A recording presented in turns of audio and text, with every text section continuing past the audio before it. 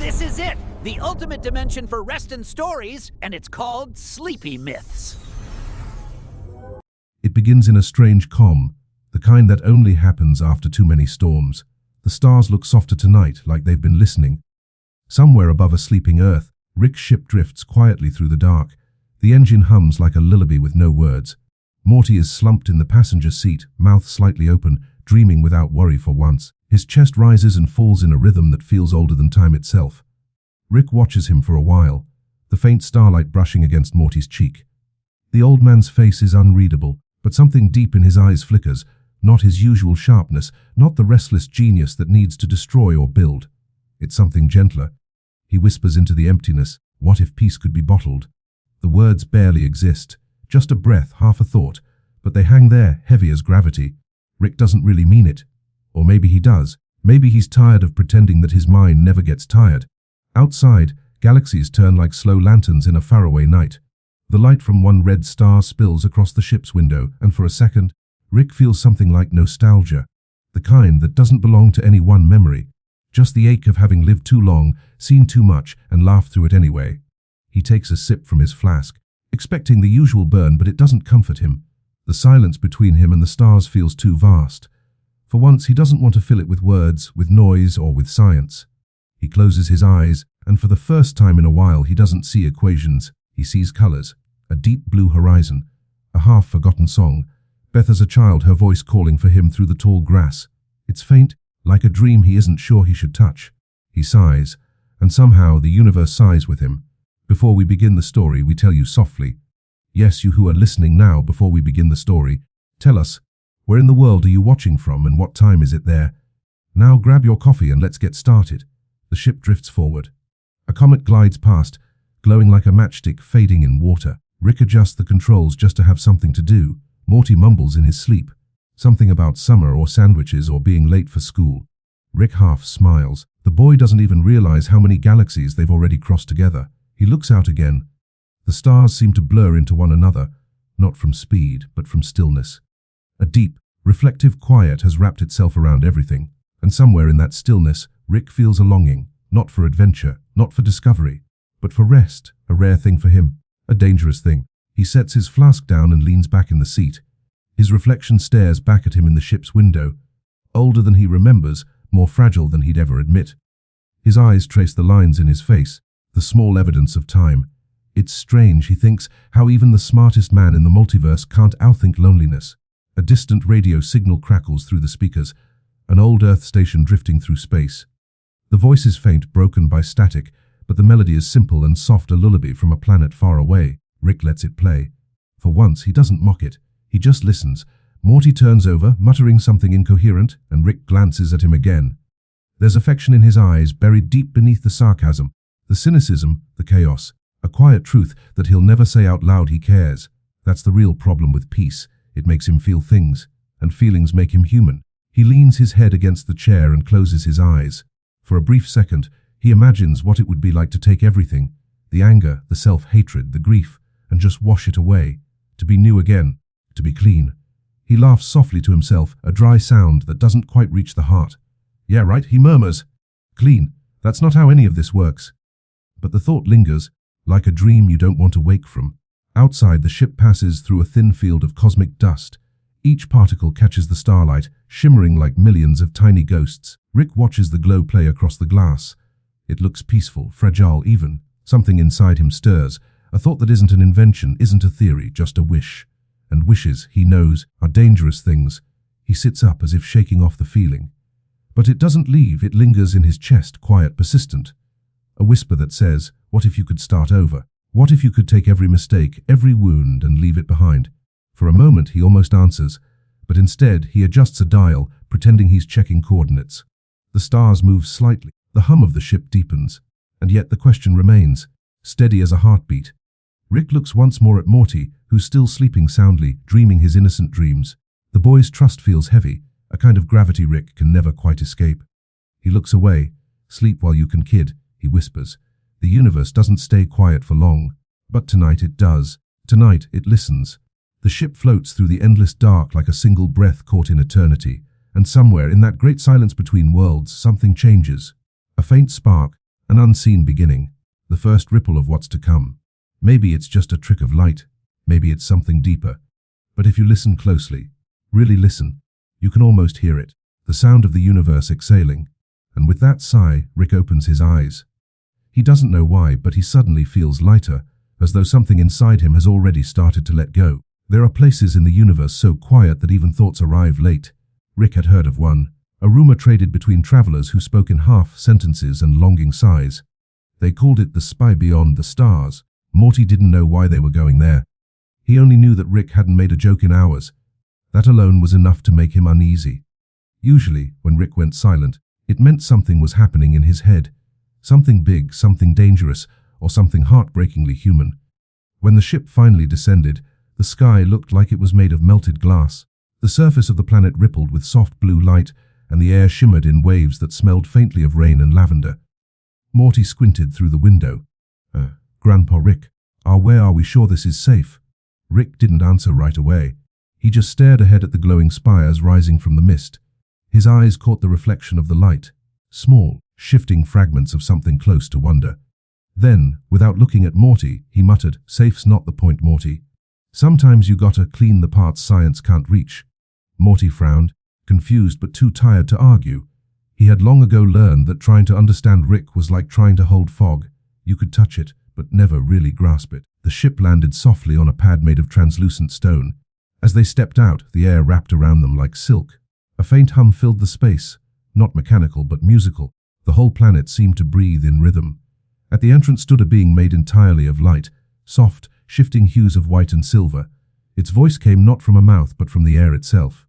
"Welcome, travelers. You have come to cleanse your essence." Rick smirked faintly. Finally, a place that gets me." But his humor felt hollow, and Morty caught the tremor in his voice. The being extended what looked like a hand. "Leave your burdens here. The process will return you to your truest self." Morty hesitated. "Oh, my truest self. What's that supposed to mean?" Rick stepped forward, scanning the air with a small device that blinked green and gold. "It means we're about to find out if this place is legit, or just another overpriced interdimensional scam." But even as he joked, he couldn't shake the strange feeling blooming in his chest. The hum of the spa seemed to reach inside him, tracing the edges of every regret, every failure, every unspoken apology. They followed the light, being down a long hallway that glowed like moonstone. The walls pulsed gently as if alive. With every step, Rick felt lighter, not in body but in thought. It was unsettling, and he didn't like it. He preferred the weight of his mind, the clutter of equations and memories. This emptiness made him uneasy. Morty whispered, "Kinder feels like being underwater, huh?" Rick didn't reply. He was listening to the hum, realizing it wasn't random. It was a pattern, a mathematical rhythm woven into sound. Perfect symmetry, no chaos, no error. It was the kind of perfection he used to dream of creating before he understood what perfection costs. They entered a circular chamber filled with gentle light. In the center stood two pods, crystalline, translucent, glowing softly like sleeping hearts. The being spoke again. "These chambers will extract all that clouds your essence. When you emerge, you will be free of pain, doubt, and poison." Morty's eyes widened.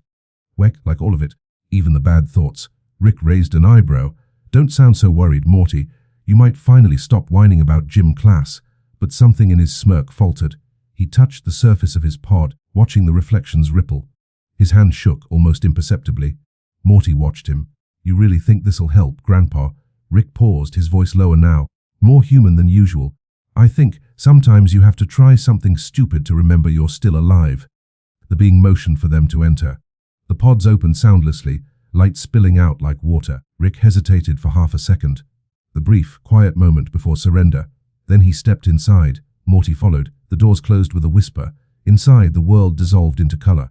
Rick felt warmth spreading through him, a softness he hadn't known in decades. It wasn't burning or freezing or cutting. It was gentle, like being wrapped in the memory of a better day. He saw flashes.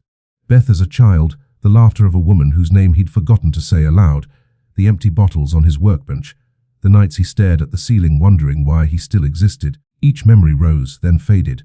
Morty in his own chamber saw his fears unravel like threads, embarrassment, anxiety, the constant worry of not being good enough. They floated away like dust in sunlight. For a moment, it felt like dying, but peacefully. The light deepened, becoming gold, then white, then nothing at all. Outside the chambers, the light being watched. The hum grew softer, almost tender, as though the planet itself was singing them to sleep. Then silence. The doors opened. Rick stepped out, blinking, disoriented. His eyes were clear, too clear. The heaviness in his chest was gone. No bitterness, no guilt, no self-loathing. His body felt new, clean, free. Morty emerged too, smiling faintly. His voice sounded steadier, older somehow. "I feel good, like really good." Rick chuckled. "Yeah. Guess we're fixed now, huh?" But as he spoke, he noticed something strange. The laughter didn't echo the same way it used to. It was lighter, thinner, missing some invisible weight that once grounded it. He tried to recall the H he used to carry, the one that reminded him he cared too much, felt too much, failed too much. But it was gone. He looked at Morty, who was stretching his arms, smiling at nothing. The boy looked peaceful. Rick should have been proud. Instead, he just felt empty. He looked around the glowing chamber. The walls still pulsed with that same perfect rhythm. The hum still played its endless, soothing tune. Everything was symmetrical, balanced, flawless, and somehow that made him uneasy.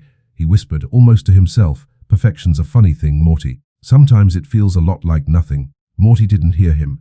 He was too busy marveling at how light he felt. Rick stared at his hands, steady, clean, unshaking. For the first time in his life, he couldn't tell if that was a good thing. The first thing Rick noticed was the silence. It wasn't the kind of silence that follows noise. It was the kind that arrives from within, when the mind itself goes still. The hum of the spa faded into a low, rhythmic pulse, like the heartbeat of a sleeping world. Rick stood before a mirror made of liquid light. His reflection shimmered faintly, as though unsure what to do with itself. Morty stood beside him, still blinking in awe at the new weightlessness in his chest. He kept laughing softly, like a kid testing his own voice. Rick watched the boy's reflection, and for a moment, he felt something close to pride. But then, a flicker, just a trace, moved behind the mirror, something darker. He frowned. "Hey, Grandpa Rick." Morty's voice was light, untroubled. "Is it me, or does everything feel easier now? Like the world just got softer?" Rick tilted his head, studying the strange fluid glass. "Easier's just a trick the brain plays when you stop feeling." Morty blinked. "I feel fine." "That's the problem." Rick turned back to the mirror. The shape on the other side seemed clearer now. A shadow caught in his outline, breathing when he didn't. He reached out. The surface rippled at his touch, trembling like disturbed water. A faint hum followed, low, electric, familiar. Then the lights dimmed. Across the chamber, the same mirror shimmered in front of Morty. His reflection twisted. A slightly darker hue, his grin a little too wide, his eyes carrying a glint of every insecurity he thought he'd lost. The air grew heavy. The being of light appeared once more, voice soft but tinged with something ancient. "The purification is complete. The toxins, your shadows, have been separated." Morty's smile faltered. "Separated? Like gone?" The being paused. "Contained." Rick's head snapped toward it. "Contained where, exactly?" Before the being could answer, the floor beneath them glowed, revealing a vast chamber below, transparent walls holding swirling silhouettes. They looked like distorted versions of themselves, darker, restless, trembling with something raw and human. Morty's mouth fell open. "Oh geez, those are us." Rick didn't answer. He was staring at his own reflection below, a version of himself with eyes like storms and a mouth that trembled with emotion. His toxic self looked up, meeting his gaze.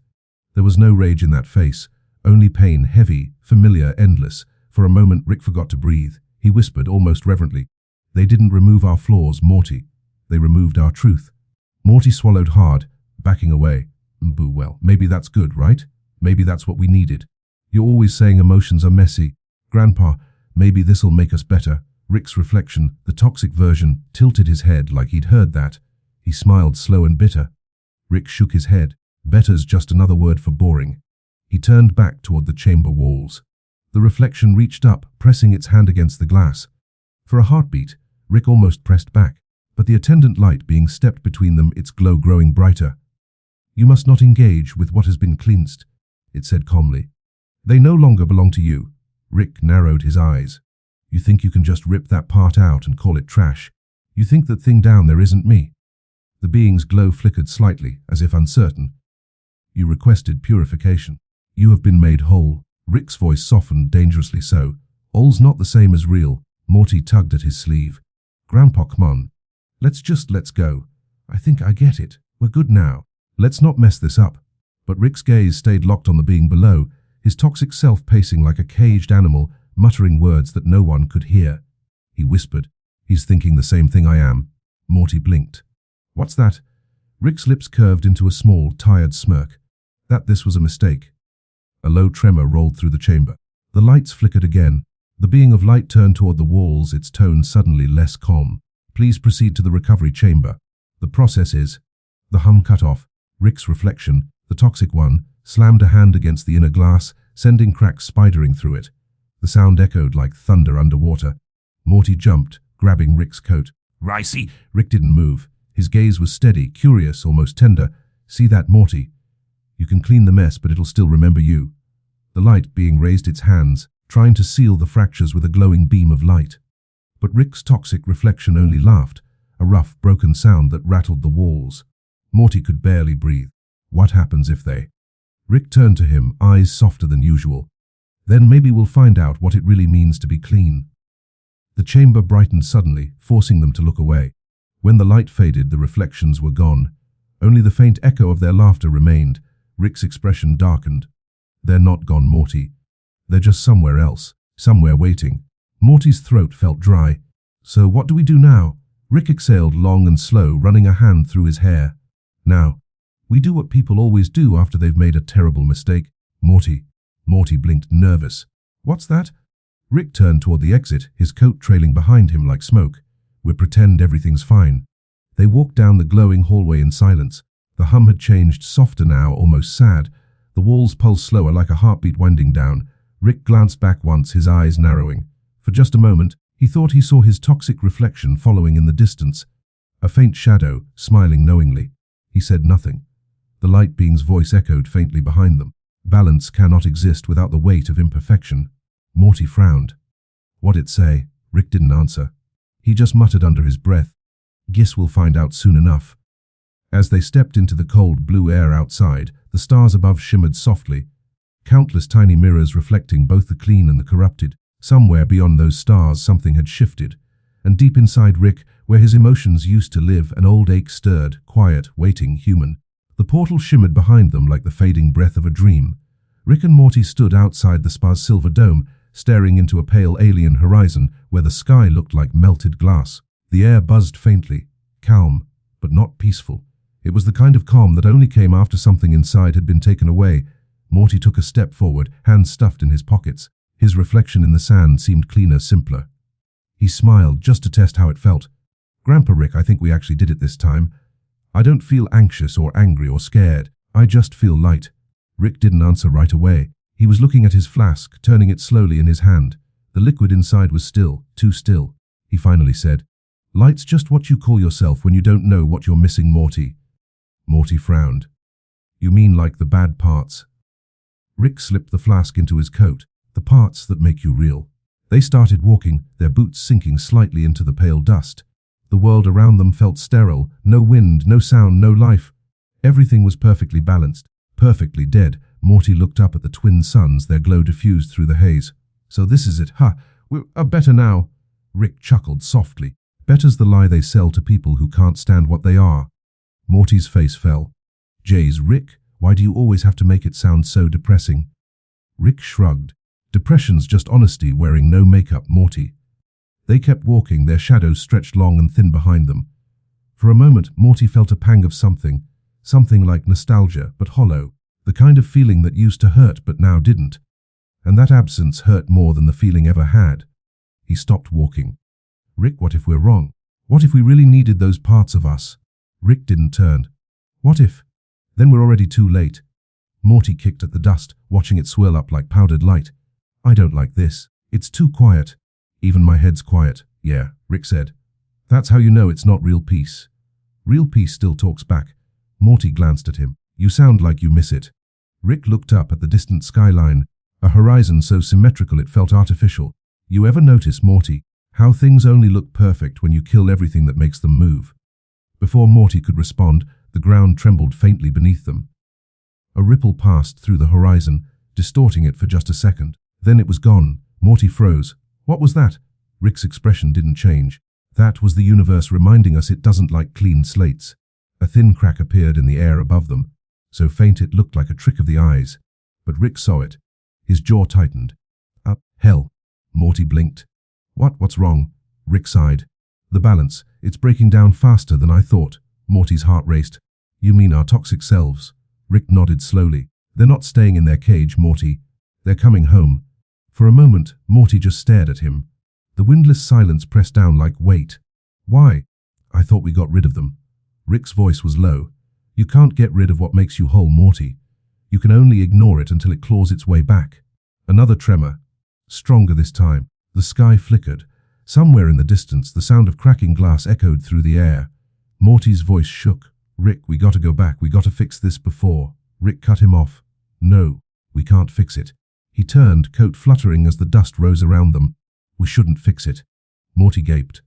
What do you mean? Rick's eyes glinted in the twin sun's light. You don't build balance by erasing half of yourself, Morty. You build it by surviving the war between the halves. Morty swallowed hard. So what happens if they find us? Rick smiled faintly. A tired, knowing smile. Then maybe we'll finally have a decent conversation with ourselves. The sky cracked again. This time the sound wasn't distant. It was right above them. The air tore open, spilling darkness like ink across the glowing atmosphere. From the tier, two figures began to fall, silhouettes tangled in motion like oil and light colliding. Morty gasped. Oh geez, are those? Rick nodded. Yep, the originals. As they hit the ground, the dust exploded outward, curling into spirals. When it cleared, Morty could see them, their toxic selves, alive and furious. Toxic Morty looked different. His smile, twisted eyes filled with desperate emotion. He laughed, sharp and echoing. Well, look who's been pretending to be better. Morty stumbled back. You're not supposed to be here! His toxic self tilted his head. Neither are you, if we're being honest. Rick stepped forward, facing his own reflection. The toxic Rick looked broken but fierce, his hands trembling with a kind of wild energy the clean version lacked. He said quietly, You can't kill me, Rick. You are me.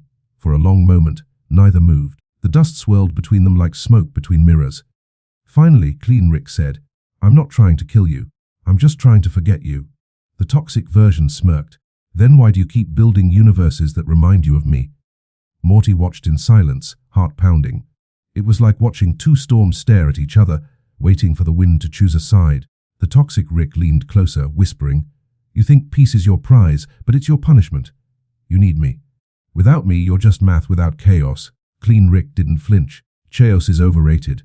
The toxic one smiled wider, so he's pretending not to care, and just like that, the world began to shake again, not with violence but with awakening. The horizon fractured into pieces of light and shadow, merging and separating in rhythmic waves.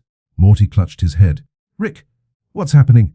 Rick stared into the chaos, his voice calm. The universe is doing what we should have done. It's putting itself back together. As the air began to hum, the two Ricks blurred at the edges, their outlines merging slightly as though the boundaries were melting away. The toxic Morty reached out to his cleaner self, eyes softening for the first time. He whispered, I'm not your poison. I'm your proof. Morty hesitated, then reached back. Their hands touched, light meeting shadow, and in that moment, the trembling stopped. For the first time since the spy, everything was still. Not empty, not quiet, just whole. Rick watched the horizon settle, his face unreadable. He whispered, Guess there's no such thing as clean Morty. Just the parts we learn to live with. Morty nodded slowly. I think that's okay. Rick glanced at him, a rare hint of warmth flickering in his eyes. Yeah, kid, maybe it is. The sky began to fade back to gold. The air moved again, and for the first time in a long time, the silence didn't feel wrong. It just felt real. The stars above the alien space flickered like dim candles, half forgotten by the universe. Inside, in the depths below where light could barely breathe, something stirred. It began as a whisper, a slow pulse of static like a memory trying to remember itself. The detoxification chamber hummed softly, unaware that the process it began was not yet finished. Within its glass walls, two shapes floated in suspension, silhouettes of what once was discarded. Toxic Rick opened his eyes first, his gaze cut through the greenish haze like a knife through fog. His first breath was not air, it was a gasp of feeling. Pain, guilt, anger, loss, all the emotions the other Rick had so proudly thrown away. For a moment he thought he was dying again. But no, this was worse. This was existing. He looked down at his hands, trembling, cracked with the residue of the process. He whispered, You can scrub the dirt, but the blood stays. Across from him, toxic Morty floated, small and still. The boy's expression was twisted between fear and fury, eyes clenched shut. Then, slowly, they opened. He looked around, gasping, his voice sharp and fragile. Where are we? Rick's voice was low, guttural. Nowhere that wants us. Morty looked at his reflection in the chamber glass. His eyes were darker, not evil, just raw, honest. He he said. I feel awful. Rick chuckled bitterly. Congratulations, Morty. That means you're still you. He smashed his fist against the glass. Cracks webbed outward, glowing faintly with green light. With a final shove, the chamber burst open, spilling the two of them onto the cold metallic floor. The air reeked of ozone and regret. Morty coughed, shivering. Rick? Why'd you do this to us? Rick wiped his mouth, smearing the faint blue liquid that dripped from his lip. Because he thought he could be clean, Morty. But you can't wash away what you're made of. Not without breaking something sacred. Morty sat against the wall, eyes darting nervously. So, what now? Do we go after them? Rick didn't answer right away. He was looking up at the ceiling, at the faint vibrations that hummed through the structure. They're still out there, he said finally. Breathing my air, living my life. But they're empty, Morty. Perfect and hollow. They'll come back eventually, because perfection doesn't last. It never does. Morty frowned. But what if they don't? What if they forget us? Rick laughed dryly. Oh, they won't forget. You can't forget your own reflection. He stood up slowly, his boots scraping against the slick floor. The light flickered across his face, revealing 1,000 micro-expressions. Guilt, exhaustion, grief, shifting like storm clouds across his features. Morty looked up at him, softer now. You look tired. Rick smiled faintly. That's the problem with keeping the parts that feel Morty. They never let you rest. For a while, neither spoke. The hum of the facility filled the silence like a mechanical heartbeat. Then, from somewhere deep in the corridor, a low chime echoed. The spa's AI voice flickered to life. Calm, clinical, almost lullaby-like. Detoxification complete. All impurities successfully removed. Rick muttered, "Yeah. Then why am I still here?" The AI replied in its sweet, detached tone, "You are classified as residue." Morty winced. "That's cold." Rick grinned darkly. "It's accurate." He walked toward the exit, the doors hissing open before him. The corridor beyond was bathed in sterile light, too white, too clean. The kind of light that hides nothing. Morty followed close behind. "Where are we going?" Rick didn't turn. To remind the clean ones what dirt feels like. The hallway stretched endlessly, lined with mirrors that reflected distorted versions of themselves. Warped, elongated, flickering with flashes of memory. Morty saw moments in them, him crying, yelling, laughing, running. Every version of himself that had ever hurt or been hurt. He looked away. "I don't like this place." Rick nodded. "Good. That means it's honest." They reached an observation deck overlooking the cleansing chamber. A place filled with rows of glass pods, each containing fragments of discarded emotion. Jealousy in one, shame in another, love twisted into longing in a third. Morty pressed a hand against the glass. "So all these people came here to get rid of their feelings." Rick nodded. "Everyone wants to be clean, Morty. Nobody wants to admit that the mess is the only thing that makes them real." Morty's reflection looked back at him, tired, scared, but alive. He whispered, "Maybe we're not the bad ones." Rick smirked. "There's no good ones, Morty. Just the ones still telling themselves bedtime stories." For a moment, the light dimmed. The hum grew softer. It felt almost peaceful. Morty sat down on the floor, his back against the railing. "You think they're happy, the clean versions?" Rick lit a cigarette, the glow flickering in his eyes. "Happy's just a chemical pattern, Morty. A trick your brain plays so you'll keep chasing it. Take away the pain, you take away the reason to feel it at all." Morty sighed. "So we're supposed to just hurt?" Rick blew smoke into the sterile air. "No, we're supposed to mean something. Hurt just comes with the package." He looked out the window again, his voice softer now. "You know what the worst part of being me is, Morty?" Morty shook his head. Rick's smile faded. "Knowing the universe doesn't care whether you're clean or dirty. It'll forget you either way." Morty's throat tightened. "Then why keep fighting?" Rick turned to him, eyes tired but glimmering with something deeper, something almost kind. "Because forgetting isn't the same as disappearing, Morty. Sometimes the mess we leave behind is the proof we were ever here." Morty didn't know what to say. The boy just leaned against the railing, watching the blue lights shimmer beneath them. Somewhere far away, the pure versions of themselves were laughing, unaware that the laughter was hollow. Rick closed his eyes, listening to the faint echoes. "You hear that?" Morty nodded. "Yeah, sounds happy." Rick shook his head. "No, kid. That's what empty sounds like." They stood in silence for a long while. The lights dimmed further, and the sound of the spy's gentle hum turned into something almost musical, like a lullaby playing from another world. Rick finally said, almost to himself, "We'll wait. Let them enjoy their little utopia. But sooner or later the cracks show, and when they do," Morty looked up, "we'll go back." Rick smiled faintly. "No, they come to us." The lights flickered once more, and the scene slowly faded. two silhouettes standing against the sterile glow, the shadows of what was left behind. And though the spa hummed with the illusion of peace, somewhere deep within its machinery the universe began to remember its imperfections. The ship drifted quietly through the black. No explosions, no portals, no half-screamed arguments. Just silence. Wide, unending silence. Rick sat alone in the cockpit, a faint hum beneath his fingers as he steered through nothing. He had never felt so efficient. His mind was clear, his heart unburdened. He could solve quantum equations in his sleep now, recite the periodic table backward while sipping cold coffee. The universe, once wild and unpredictable, now felt like a puzzle with all the pieces perfectly in place. And yet it felt smaller. Morty sat behind him, head resting against the glass of the ship window. He watched constellations pass like drifting fireflies. "Kinda quiet tonight," he murmured. Rick didn't look back. "Quiet's good. Quiet means control." Morty smiled faintly. "Yeah, but it's too quiet." Maybe Rick shrugged, adjusting the controls. The stars reflected across his face, a cold, silver mask. Noise is just entropy pretending it matters. Morty didn't answer. He turned his gaze back to the stars. Each one looked a little dimmer than he remembered. Hours passed, though time barely seemed to move. The universe outside the ship looked frozen, like a painting that forgot how to breathe.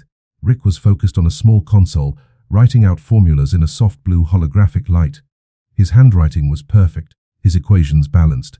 Every variable found its purpose. No errors, no friction, no chaos. He should have felt proud. Instead, he felt nothing.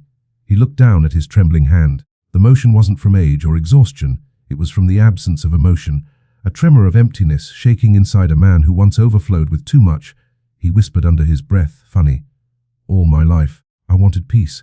Now that I have it, it feels like a comma." Morty shifted in his seat, half asleep. "What's that, Rick?" "Nothing," Rick said, forcing a smirk. "Just thinking about how peace and boredom are pretty much twins." Morty chuckled softly, his voice almost drowsy. "Yeah, but you look kinda happy though. Like less angry." Rick nodded absently. "Anger's a chemical imbalance, Morty. It's a misfire in the brain's reward system. I fixed it." Morty didn't know what to say. There was something unsettling about how calmly Rick said that, like a man describing how he deleted his own laughter. Minutes turned into hours again. The stars didn't seem to move. The hum of the ship grew softer, until it was almost part of the silence. Morty finally stood and stretched. "Hey, you ever miss the noise?" Rick looked up. "Noise?" "Yeah, like the stuff that used to annoy you. The explosions, the yelling, even Mom's nagging sometimes." Rick tilted his head slightly, as if the idea itself was strange. "I removed all unnecessary distractions. Nostalgia's a byproduct of emotional recursion. Waste of memory space." Morty frowned. "That's kinda sad, Rick." Rick turned toward him for the first time that night. His eyes, sharp, intelligent, unblinking, seemed to look through Morty rather than at him.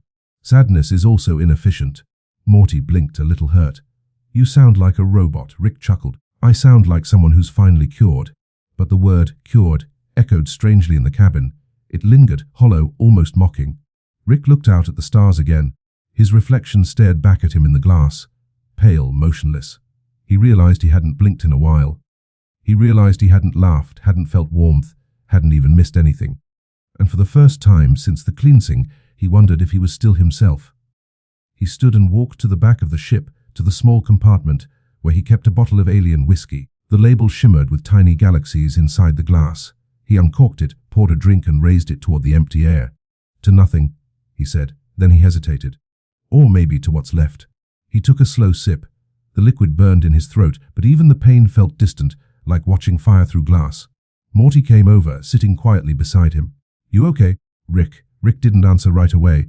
"Do I seem not okay?" Morty shrugged. "I don't know. You seem fine. Too fine. Like I don't know how to explain it. You're not mad, not happy, not anything. It's like talking to a calm storm." Rick smirked faintly. "Sounds poetic, Morty. Maybe you inherited that from your mother's side." Morty didn't laugh. "You're not even making real jokes anymore." Rick looked down at the empty glass. "Maybe humor was part of what I cleaned out." Silence again. The ship floated like a thought between dreams. Morty finally whispered, "Rick, do you ever think we lost something we weren't supposed to?" Rick opened his mouth to answer, then stopped. For a flicker of a second, he saw an image. Not from now, but from before, Beth's laughter. The sound of clinking dishes. A younger voice saying, "I love you, Dad." It passed as quickly as it came. He blinked hard and set the glass down. "Memory artifacts," he said under his breath. "Residual code." But it didn't feel like code, it felt like ache. He turned back toward the stars. The silence outside seemed to expand until it pressed against the ship, a cosmic pressure, a gentle void that wanted to swallow everything quiet. He whispered to himself, "Perfection's just another kind of death." Morty looked up, sleepy-eyed. Rick smiled faintly. "Nothing, kid. Go to sleep." Morty lay back in the seat, eyes fluttering closed. The hum of the ship wrapped around him like a lullaby. His breathing slowed. Rick watched him for a long time, the boy's chest rising and falling in the dim blue light. He thought about how easy it would be to never feel again. No guilt, no sorrow, no attachment. And yet, something deep in his bones resisted. Some quiet human pulse that refused to die. He looked down at his hands, steady, calm, brilliant, and hated how lifeless they looked. The silence of the universe seemed to whisper you wanted peace. Here it is. And Rick, genius, cynic, god of his own design, realized that peace without pain was like music without sound. He sat there in the soft hum of the ship until dawn began to crawl through the void. Pale light spilled across the dashboard. The stars dimmed one by one, retreating from the coming day. Rick leaned back, his voice barely a whisper. "I fixed everything and broke the only thing that mattered." Morty stirred in his sleep, murmuring something about home. Rick smiled faintly. "Yeah, kid, home." The ship glided on, quiet as a dream. And for the first time since the cleansing, Rick closed his eyes, not to rest, but to remember what it felt like to feel. The morning after the long, silent flight felt different. When the ship landed back in the garage, there was no dramatic hiss of engines or buzzing portal sounds, just a soft hum fading into nothing. The world outside seemed asleep, and inside that stillness, Morty realized something had changed. Rick stepped out first, brushing dust off his coat. His movements were smooth, methodical, almost too calm. He didn't stumble, didn't sigh, didn't mutter curses under his breath. He just functioned. It should have felt like progress, it didn't. Morty followed him into the garage, blinking in the dim light. The shelves looked too organized now. Each bottle, each wire, lined up perfectly. Even the chaos had been cleaned. The familiar smell of chemicals and half-burned circuits was gone. It smelled like nothing. Rick grabbed a wrench and started tightening a bolt on a random machine. "Sleep well?" "Morty, yeah, I guess," Morty mumbled, rubbing his eyes. Rick shrugged. "Sleep's just a primitive reset cycle. Waste of time." Morty frowned. "So, no dreams?" Rick paused for half a second, the smallest flicker in his expression. "Dreams are just memory fragments reorganizing." Useless noise. Morty looked at him carefully. "Yeah, but sometimes they feel nice, you know?"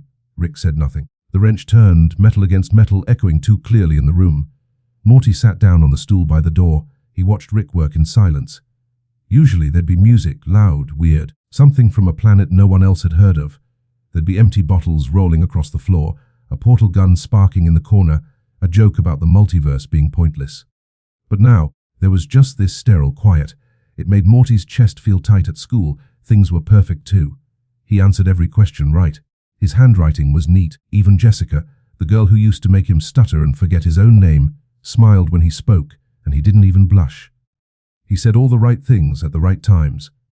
And yet, every time he walked home, it felt like he was floating a few inches above the ground, like his feet weren't really touching anything real. He didn't tell Rick that he missed being scared, that he missed caring too much, that he missed tripping over his own words. He didn't tell him that being confident felt like wearing someone else's skin. That night, at dinner, the silence stretched again. Beth asked how their trip went. Rick gave a textbook answer about rejuvenation technology and neurochemical balance. Summer rolled her eyes. "So you went to space therapy, basically." Rick smirked. "Therapy without the therapist. Efficient." Morty poked his food with his fork. "Yeah, efficient." Beth frowned. "Morty, you okay?" Morty looked up, forcing a smile. "Yeah, Mom, I'm good. Just tired." "I guess." Rick looked at him for a second. That cold, clinical glance again, then looked away. Later that night, Morty sat by his bedroom window, staring out at the stars. They didn't seem as bright as they used to. Maybe it was just the smog, or maybe the stars had grown tired too. He thought about all the things that used to scare him. The monsters, the strange worlds. The times Rick almost got them both killed. He used to panic, scream, run. But afterward, when they'd barely make it out alive, there was always this rush. Not excitement, but relief. Gratitude. The strange, messy joy of feeling something. Now he didn't feel anything. He whispered to himself, "This isn't what peace is supposed to feel like." From downstairs, he could faintly hear the hum of one of Rick's machines. It was the only sound in the house. He walked quietly into the garage. Rick was still there, sitting at his desk, drawing equations in blue light again. His hand moved with mechanical precision, but his eyes looked distant, like he was writing for someone else. "Hey," Rick. Rick didn't look up. Yeah, Morty. Can I ask you something? You just did. Ask another. Morty ignored the joke. Do you miss anything? Rick's hand paused mid-line. Miss? Yeah, like old stuff, feelings, people. Rick's tone was even, detached. Missing things is emotional baggage. Slows you down, Morty frowned. But doesn't it also make you care? Rick finally looked up, meeting Morty's gaze. His eyes were sharp and empty all at once. Care is chemical dependency, Morty. That's all it is. You only care because your brain rewards you for it. It's manipulation by nature. Morty took a step back. You really believe that? Rick tilted his head, thoughtful. I don't believe Morty, I know. The words hung in the air like frost. Morty swallowed hard. I think I liked you better when you didn't know everything. Rick smirked faintly. You're growing up. Morty shook his head. No, I'm not. I'm fading. Rick blinked just once, but didn't answer. Morty turned to leave, but something made him stop. On the corner of Rick's desk was a photograph. It was old, worn, slightly burned on one edge. It showed Rick and Beth when she was little, sitting on a porch, holding ice cream cones. Morty hadn't seen that picture in years. He pointed to it. Why'd you keep that? Rick followed his finger, then looked back down at the equation. I didn't. Morty frowned. What do you mean? Rick didn't answer. The silence that followed wasn't peaceful. It was heavy, full of all the things they weren't saying. Morty picked up the photo, brushed off the dust, and stared at it. The colors had faded, but the warmth in it hadn't. He saw something in his grandpa's younger eyes, not genius, not pride, just love. Plain, unfiltered love. He set it back down gently. I think you forgot something in that spa, Rick. Something important. Rick didn't look up, but his pen stopped moving. For a heartbeat, his hand trembled. Morty whispered, You didn't just lose your toxins. You lost your heart. Rick said nothing. The hum of the machines filled the space like background music for a memory that refused to end. Morty turned and walked back toward the stairs. Halfway up, he heard Rick whisper something. It was so soft he almost thought he imagined it. Maybe I lost my soul, Morty. But souls don't fix equations. Morty stopped. He didn't turn around. Yeah, well, equations don't hug you back. He left the light on behind him. Rick sat alone, staring at the empty doorway.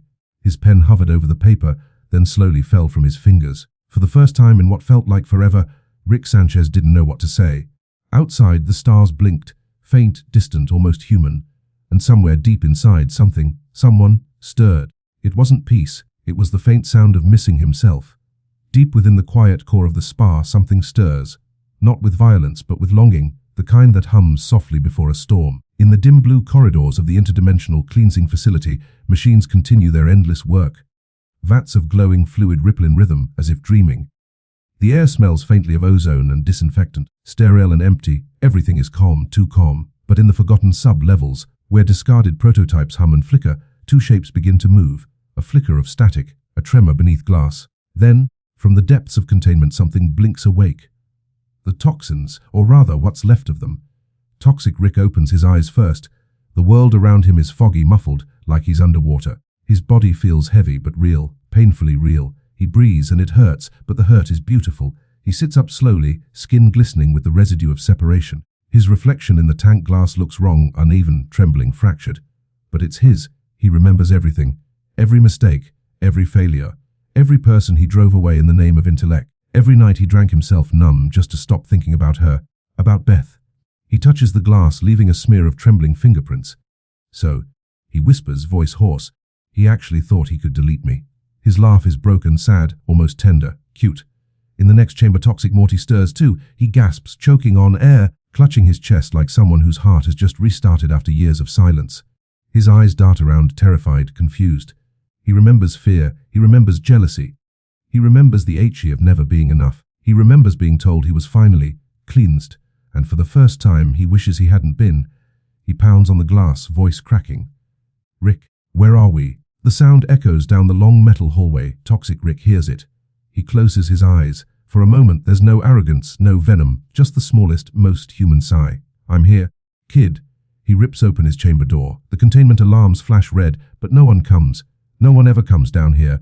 Toxic Morty stumbles out, shaking, eyes wide. He looks at Rick, not the confident, emotionless version, but the broken one, the real one, the one with sadness in his bones. Did we die? Morty whispers. Rick kneels down to meet his eyes. Now Morty, worse. We got forgotten. The words hang heavy in the air. The lights flicker again. The spa's automated systems hum a warning. Containment breach detected.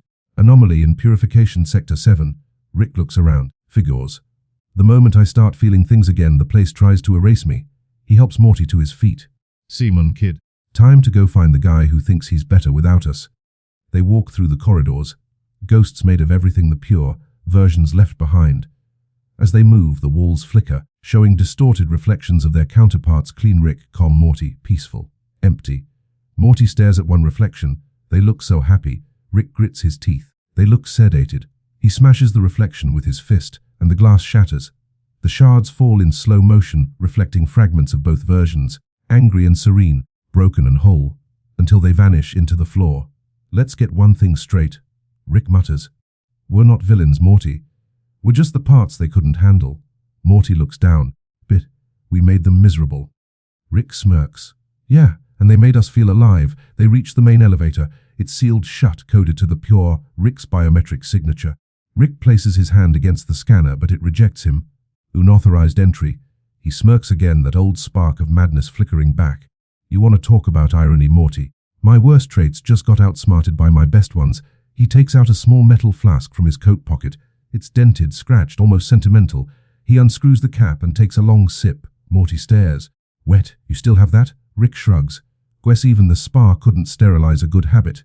He exhales and his breath turns into green mist. The scanner glitches, static spreading like mold across the metal. The elevator beeps once, then opens. See, Rick says, smirking. Sometimes poison's the cure. They step inside. The ride up feels endless. The elevator hums with that same lullaby tone, the one meant to soothe customers, to make them feel at peace. But for Rick and Morty it feels wrong. Morty leans against the wall, trembling. Rick, what if they don't want us back? Rick looks up, watching the floor numbers flicker past. They don't. That's what makes this fun. When the doors open, light floods in, soft, clean, painfully white. They step into the upper spa level, and for a moment the contrast blinds them. Everything gleams. Guests in silk robes drift through the halls like angels, their faces relaxed, their eyes empty. The air is full of soothing music, the kind that promises a peace no one can afford to keep. Morty whispers, "It's beautiful." Rick shakes his head. "It's anesthesia?" They move quietly. Ghosts among the living, no one seems to see them. It's as if the spa itself refuses to acknowledge what shouldn't exist. The unwanted, the imperfect, the flawed. They reach a window overlooking the stars. Morty presses his hand against the glass. So where do we go now? Rick looks out too, eyes narrowed. Back to where we belong. Morty glances at him. And where's that? Rick's lips curve into the faintest, saddest smile. Inside the people who tried to erase us. He turns away from the window, pulling out a small handheld device. A crude tracker pulsing faintly with 2 dots of light. "See that?" he says. "That's them, clean, polished, peaceful versions of us. They're still out there, living our lives without the mess, without the pain." Morty swallows hard. "So what do we do when we find them?" Rick looks at him, eyes sharp but tired. "We remind them what it means to be human." The lights dim again as if the universe itself is holding its breath. Behind them, the spar alarms grow louder. The walls ripple with static. Somewhere deep below, the machinery starts to fail. The place can't contain imbalance. It was never built to handle what it tried to erase. Rick puts a hand on Morty's shoulder. "Ready to go home, kid?" Morty nods slowly. "Yeah, but I don't know which home that is anymore." Rick smirks. "Welcome to the club." The alarms reach a crescendo. The glass walls begin to crack, blue light bleeds into white. And just before everything collapses, toxic Rick and Morty step through a glowing doorway. Not a portal this time, but something smaller, more deliberate.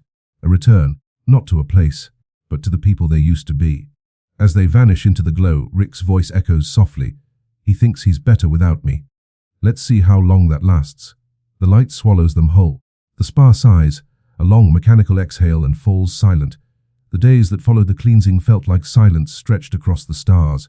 Rick floated through them as if he were watching his own life from a distance, detached, serene, eerily balanced. His mind, once a storm of noise and invention, now worked like a quiet machine. Every thought came cleanly, every equation flawless, every emotion neatly folded and stored away. And yet something about the silence was wrong. He woke one morning in the lab of the ship, light from a distant nebula casting soft ripples across his face. The air smelled faintly of ozone and antiseptic, the perfect scent of order. Morty was humming nearby, cheerful, calm, unburdened. Rick watched him for a moment. The boy seemed at peace, radiant even, and Rick wanted to feel happy about that. He did, in a logical sense. But the word happy meant nothing anymore. He blinked at the holographic data streams before him. Everything checked out, his experiments succeeded, the multiverse remained stable, and no one had died in days. By all accounts, this should have been paradise. So why did it feel like suffocating in velvet? He tried to shake the thought away, returning to work. His equations glowed with precision, untainted by doubt or emotion. But somewhere between the symbols, he noticed something strange, a small inconsistency, a number out of place, a decimal that refused to stay still. It wasn't possible. His calculations were pure, perfect. He stared harder, but the more he focused, the more the number seemed to shift, like it was breathing. A pulse. A heartbeat. He frowned and muttered to himself, impossible. I extracted all the chaos. The words echoed oddly in the quiet room. For the first time in a long while, Rick realized how unnatural his own voice sounded. Smooth, emotionless, synthetic. He pressed a hand to his chest, half expecting to hear something mechanical ticking inside. But there was only silence. Then, faintly, from somewhere deep in the lab, came a hum. Low, broken. Familiar, he turned. Morty, you hear that? Morty looked up from his holo screen. Hear what? Rick paused. The hum stopped. The air was still again. Nothing, he said. Forget it, but the thought didn't leave. That night, as Morty slept peacefully in his bunk, Rick sat alone at the ship's console, eyes tracing the stars. The hum returned, softer now, almost gentle, like a lullaby half remembered from childhood. He recognized it, though he couldn't place why. It was the same tone that had echoed in the spar's lower levels, the same vibration that had thrummed through his bones as the machine stripped him of his flaws. It wasn't a warning. It was a memory. He reached for a flask that wasn't there, then realized with a dull ache that he hadn't needed one since the procedure. The part of him that drank, that grieved, that felt had been taken away. And suddenly, he missed it. He missed the burn in his throat, the heaviness in his chest, the fog that reminded him he was still human. He leaned back, staring into the void. Stars shimmered like distant city lights.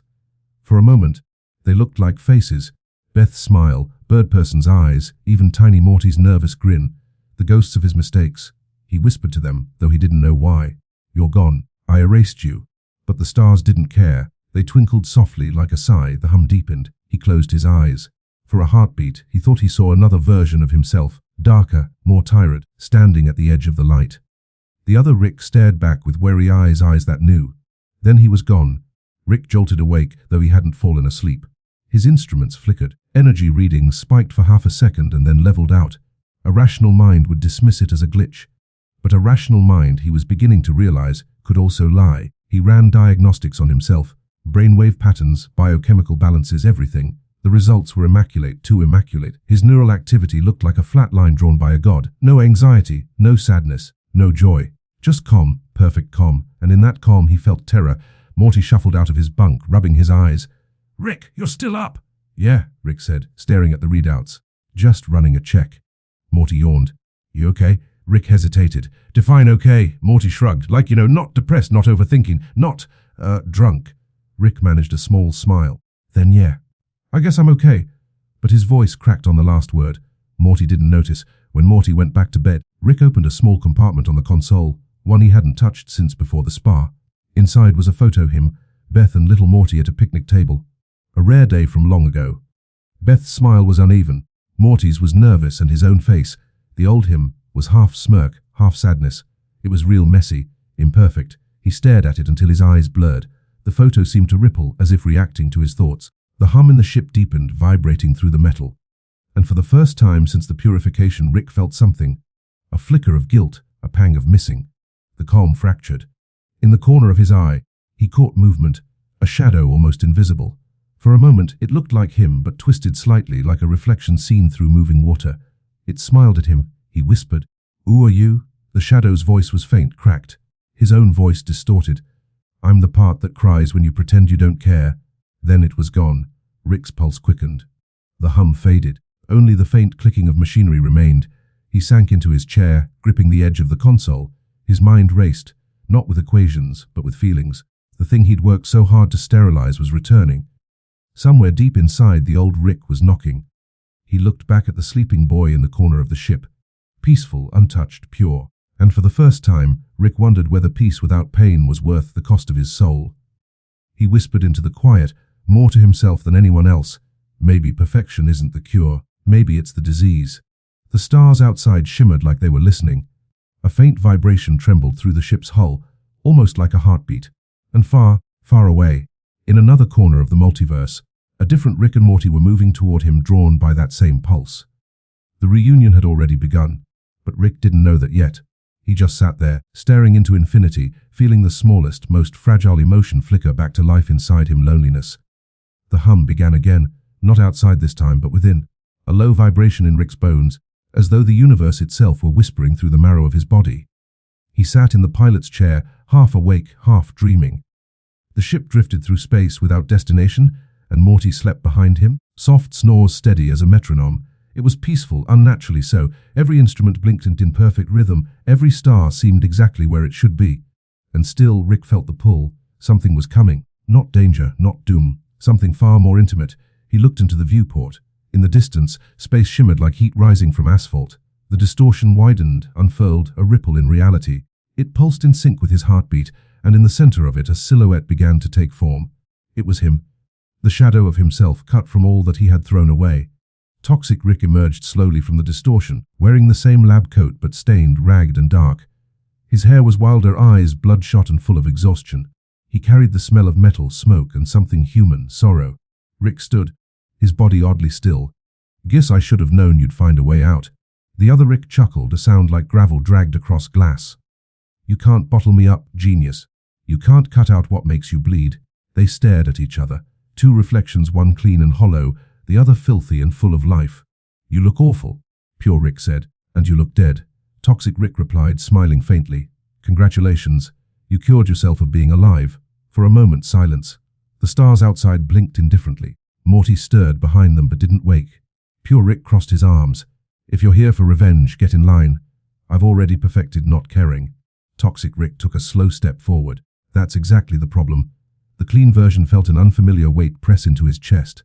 "You're a mistake," he said. "An evolutionary byproduct of weakness. Anger, guilt, self-pity. I removed you to be efficient. And in doing so," Toxic Rick whispered, "you erased your heart." He raised a trembling hand and pointed to Morty. "You don't even love that kid anymore, do you? You look at him and see a task, not a grandson." Pure Rick flinched, the first flicker of emotion breaking through the shell. Love is a chemical illusion. Attachment slows thought. Toxic Rick laughed, bitter and wary. "Yeah, keep telling yourself that while you stare at that empty bottle you don't need any more." Rick's jaw tightened. "You don't understand. I'm finally at peace." "Peace," the toxic version echoed. "You call this peace? This sterile quiet? You cut me out because I made you feel. I made you human. And you," he gestured around the clean, humming ship, "turned yourself into a ghost wearing a lab coat." For a long time, they stood facing each other, two fragments of one soul locked in the same breath. Rick turned away first. "You're just noise," he muttered. Toxic Rick's voice softened. "Then why are you listening?" The clean Rick paused, fingers trembling against the console. He didn't want to admit it, but the hum had changed. It was deeper now, warmer, almost musical. Toxic Rick's voice grew gentler, tired. "You thought you could live without me. But you can't, Rick. You can't love without pain. You can't remember without guilt. You can't exist without the things that hurt." Rick's eyes fell to his hands. For the first time in what felt like eternity, they were shaking. "You were the part that drank to forget," he whispered. Toxic Rick nodded. "And you were the part that built to distract." Both smiled faintly. It wasn't affection, not yet, but recognition. Morty shifted again in the back seat, mumbling in his sleep. "Grandpa, don't go too far." The sound hit both versions at once. Toxic Rick's expression softened. "He still dreams about losing you." Rick exhaled, long and unsteady. "I didn't want him to worry. I just wanted him to be safe." "And you thought safety meant cutting out everything that made you human," the toxic version said quietly. There was no accusation in his tone, only sadness. Rick turned back to face him. "If I bring you back, I'll lose control." "If you don't," Toxic Rick said, "you'll lose yourself." The hum in the ship grew louder. Lights flickered, two frequencies overlapping, one clean and sharp, the other rough and warm, fusing into a single trembling note. Rick felt his knees weaken. What if I can't handle it?" Toxic Rick stepped closer, close enough that their reflections merged in the glass. "Then we handle it together, like we always did." For the first time, Rick didn't argue. He closed his eyes. The air between them shimmered, not violently but softly, like morning fog catching sunlight. The toxic version reached out a hand, not to fight but to connect. Rick hesitated, then lifted his own. When their palms met, there was no explosion, no bright light, only warmth. The hum of the ship became a heartbeat. The stars outside flickered, slower now, breathing with them. The two Ricks began to blur, outlines folding inward. Not destruction, reunion. Every wound, every regret, every laugh they'd buried returned in quiet waves. Memories poured through him. The first time he held Beth, the first time he taught Morty how to fly, the first time he broke something he loved and pretended not to care. The pain came back, yes, but so did the color. The clean walls of the ship shimmered with faint hues, blues, ambers, soft oranges like sunset. For the first time since the spa, Rick felt the universe not as an equation but as a pulse. The merging slowed, the hum settled. When the light faded, only one Rick remained, trembling, breathing, whole. He looked around. The instrument still glowed, steady and quiet. Morty slept on, undisturbed. Rick touched his face as though testing whether it was still real. His fingers brushed tears he didn't remember shedding. He whispered into the silence, "I thought I could be perfect." The echo came back, his own voice, soft and rough at once. "No one ever is." He leaned back in the chair, exhaling. The hum faded into stillness, replaced by something deeper. Peace not from purity, but from balance. Morty mumbled again, turning in his sleep. "Love you, Rick." Rick smiled faintly, eyes half closed. "Yeah, kid, me too." Outside, the stars drifted closer, as if the universe itself was sighing in relief. When Morty woke, the ship was quiet. Not silent like before, not the sterile hush that felt like death, but quiet in a different way. Like the air had softened, like sound itself had taken a deep breath and decided to rest. He sat up slowly, rubbing his eyes. The stars outside drifted by in velvet ribbons. There was no sign of battle, no chaos, no distant hum of the engines burning through space at reckless speed. Rick was at the console, head bowed, fingers tapping absently against an empty flask. For once, he wasn't muttering equations. He wasn't arguing with a hologram or dismantling something for no reason. He was just sitting there. "Ah, Rick?" Morty asked softly. Rick didn't turn around. "Morning, kid." Morty blinked. The voice was calm. Too calm. It didn't sound like the Rick who filled the air with sarcasm just to keep the world from breathing in too close. Did something happen? Rick glanced over his shoulder, eyes pale in the starlight. "Yeah," he said. "Something did. Not sure if I fixed it or broke it." Morty frowned. "You okay?" Rick chuckled quietly, but it wasn't the usual cynical laugh. "Define okay." Morty shuffled forward. "You look different, like tired, but not bad tired." Rick leaned back in the chair. The stars reflected in his eyes like two small galaxies. That's one way to put it. For a moment, neither spoke. The ship drifted through an endless ocean of light. Morty looked down at his hands. They felt small again, smaller than ever. "You scared me, you know, when you said you didn't need all that toxic stuff. I thought you were gonna disappear." Rick sighed, a sound like gravity letting go. "I almost did." He turned toward Morty fully now. The lines in his face sharper, older, but softer too, like stone that's been shaped by time, not broken by it. "Morty," he began, voice low, "you ever look in a mirror and not recognize who's staring back?" Morty hesitated. "Sometimes. When I've messed up, or when I'm thinking too much." "Yeah," Rick murmured. "That's what I did. Except I didn't just stare. I cut that version out. I made myself smaller, cleaner, easier to manage." Morty frowned. "You mean that toxic thing at the spy?" Rick nodded slowly. "Turns out it wasn't poison. It was me. The part that cared too much, or felt too much, or hated himself for both." He looked out the window, voice soft. "I spent my whole life trying to remove pain, Morty. Turns out that's the same as removing love." Morty blinked, unsure how to answer. It felt like the air itself didn't want him to speak. Rick leaned forward, elbows on his knees. "You know what's funny? I thought I was the smartest man in the universe, but I couldn't figure out how to live with myself. So I tried to cut the problem in half." "Did it work?" Morty asked. Rick smiled faintly. "For a while. But you can't split a soul without it finding its way back." The words hung in the cabin. Morty stared at him, not the mad scientist, not the chaos bringer, but a man, human, mortal. Rick rubbed his temples. "When I was your age, I used to think knowledge was the only thing that mattered. That if I knew enough, felt less, I could survive anything. But knowledge without heart, it's just noise." Morty tilted his head. "So you're saying being smart isn't enough?" Rick laughed again, but this time it was warm, like the sound of a memory. "Nah, kid. Being smart just helps you understand why it hurts." He looked at Morty then, truly looked. The way someone looks at a photograph they almost forgot existed. "You've been through a lot, huh?" Morty shrugged. "Yeah, but I mean, that's just how it is with you, right?" Rick studied him. "You ever wish you could just stop? Walk away?" Morty swallowed. "Sometimes. But then I think about what it'd be like if you weren't there." Rick's gaze softened. "And I'd miss you," Morty said simply. even when you're being you. Something fragile flickered in Rick's expression, a small crack in the armor. That's the worst part, Morty. I didn't think I deserved that. He looked down at his hands, trembling slightly. I've done terrible things, things you don't even remember. And every time I looked at you, I saw someone who shouldn't still be here.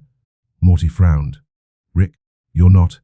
But Rick lifted a hand, stopping him gently. It's okay, I get it now.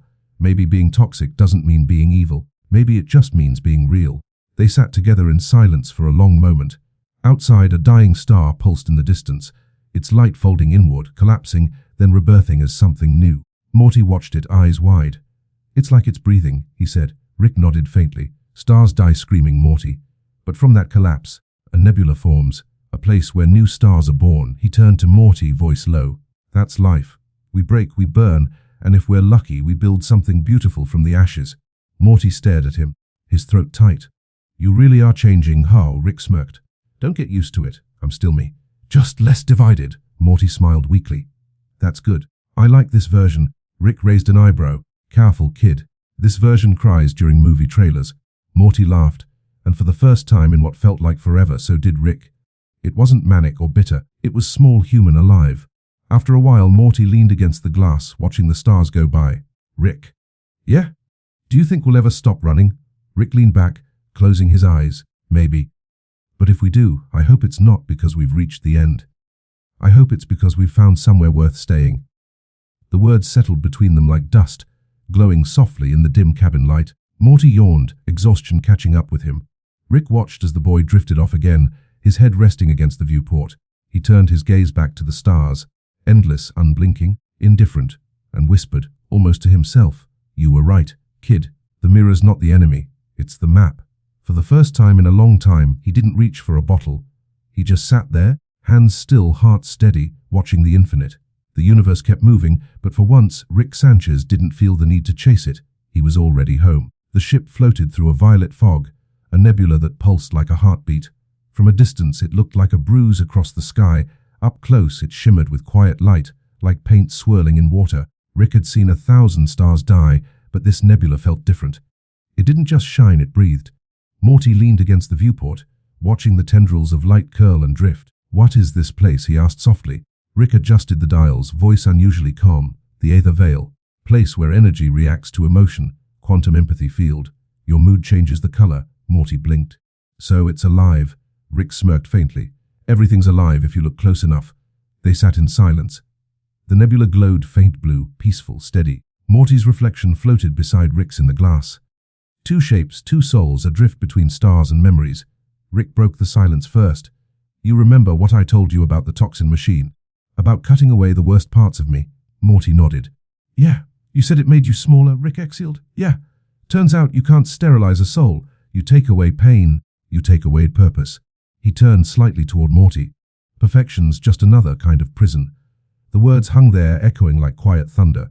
Morty didn't answer right away. He looked down, tracing his finger along the console. You know, Morty said after a moment. When we came back from that spa, I thought you were better. Like you'd finally stopped hurting, but then you started acting weird. Too calm, like you didn't care anymore. Rick raised an eyebrow. And that bothered you? Morty hesitated. Yeah. 'Cause if you don't care, then what's the point of anything? Even the dumb stuff. Rick studied him. You sound like me. Morty smiled weakly. Guess you're rubbing off on me. For a moment Rick didn't respond. He just stared at the nebula, its hues shifting slowly from blue to deep amber. Morty, he said finally, you ever notice how stars look perfect from far away? Morty looked up. Yeah. Rick gestured toward the window. But get closer and they're chaos. Fire, gravity, radiation, everything ripping itself apart just to shine. He leaned back. That's us. Every living thing is a star pretending it's fine. Morty frowned, thinking it over. So you're saying the mess is what makes it work? Rick nodded. Exactly, you clean it up too much, it stops burning. Morty watched the nebula turn a faint shade of pink. I think I get it. You need the pain to feel real. Rick smiled faintly. Don't tell your mom I said that. The ship hummed quietly, the sound of engines blending with the pulse of the nebula. It felt almost like a heartbeat, slow, steady, patient. Morty's voice broke the silence. Rick, can I ask you something? Rick grunted. You're gonna anyway. Do you ever miss it? The old you. Rick chuckled. You mean the alcoholic? Ego-driven sociopath who thought every emotion was a chemical error. Morty tilted his head. Kinda, yeah. Rick thought about it. Sometimes. He was good at surviving, bad at living. Morty frowned. What's the difference? Rick looked down at his hands. Surviving's what you do when you think the universe is against you. Living's what you do when you realize it never was. Morty blinked slowly. That's actually kind of beautiful, Rick. Rick smirked. Don't get sappy on me, kid. I still hate 99% of everything. They both laughed softly, the kind of laugh that fades into peace. For a moment, it felt like the universe was listening, like even the stars had leaned in to hear the sound. Then Rick reached into his coat and pulled out something small, a piece of broken metal, jagged at the edges, faintly glowing. Morty frowned. What's that? Rick turned it in his fingers, part of the toxin chamber.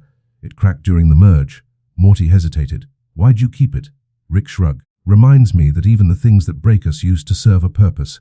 He placed it gently on the dashboard. The metal gleamed faintly, reflecting both their faces.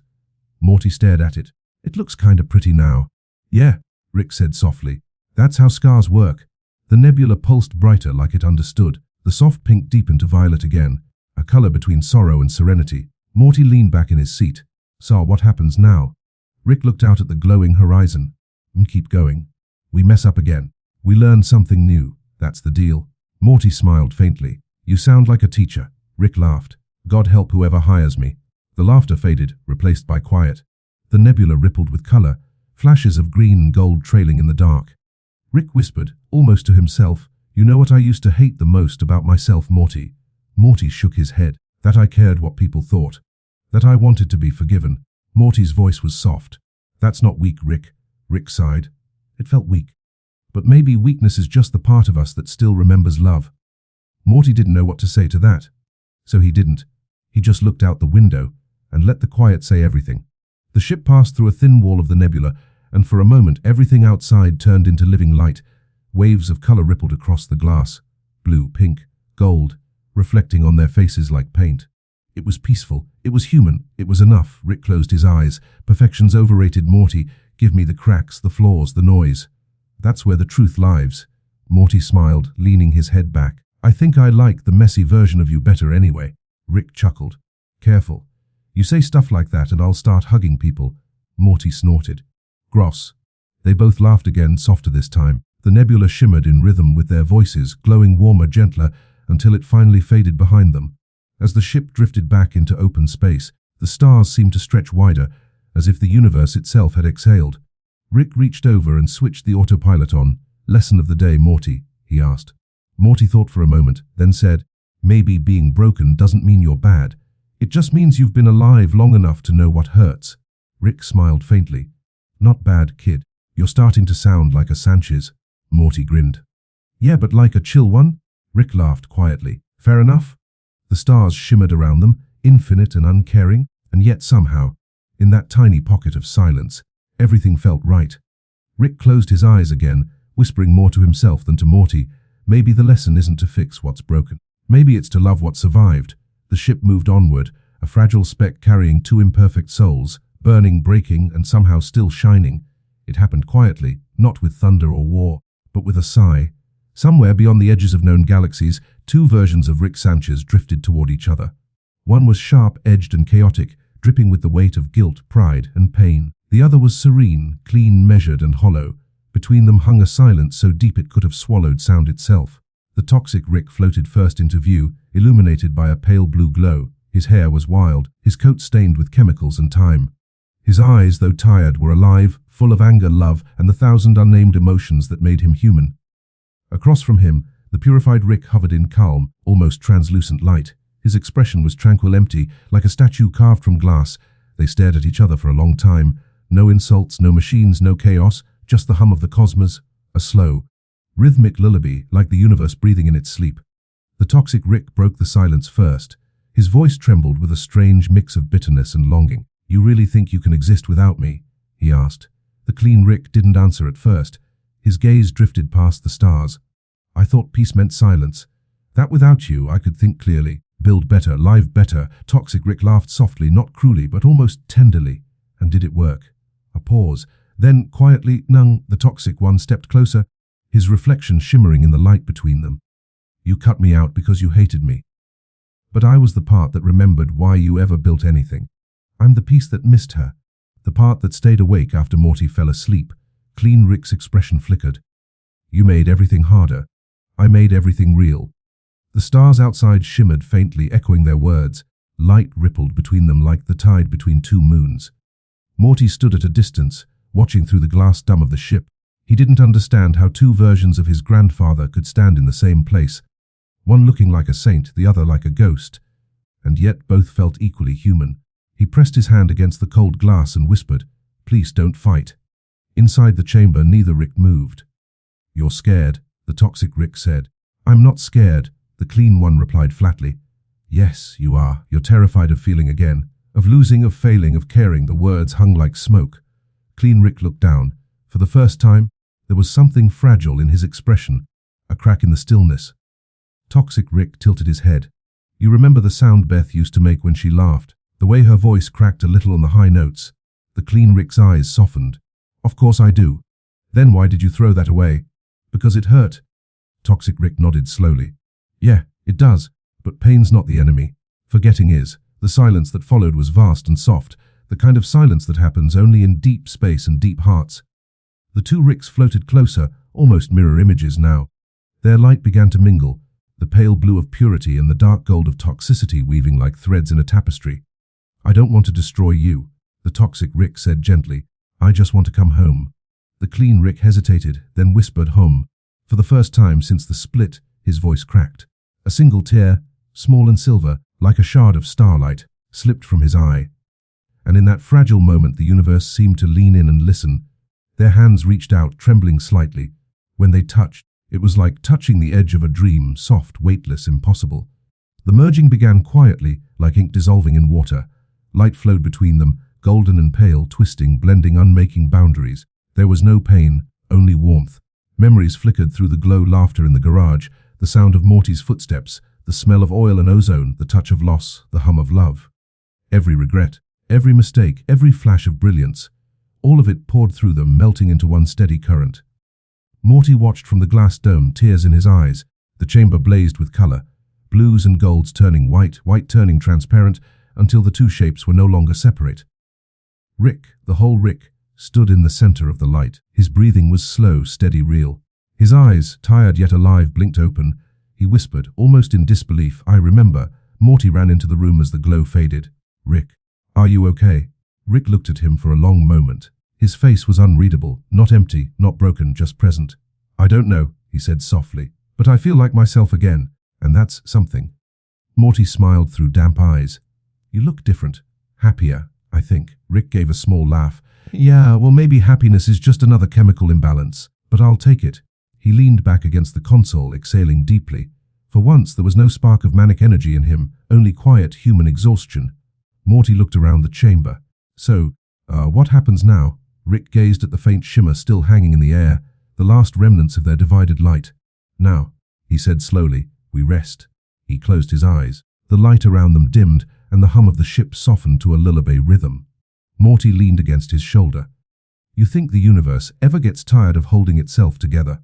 Rick chuckled softly. "Every day, Morty, every single day. But it still does. Outside, the stars glowed gently, not sharp, not perfect, but warm, alive, imperfectly beautiful." Rick whispered, "More to the stars than to Morty. Maybe the universe and I aren't so different after all." Morty smiled sleepily.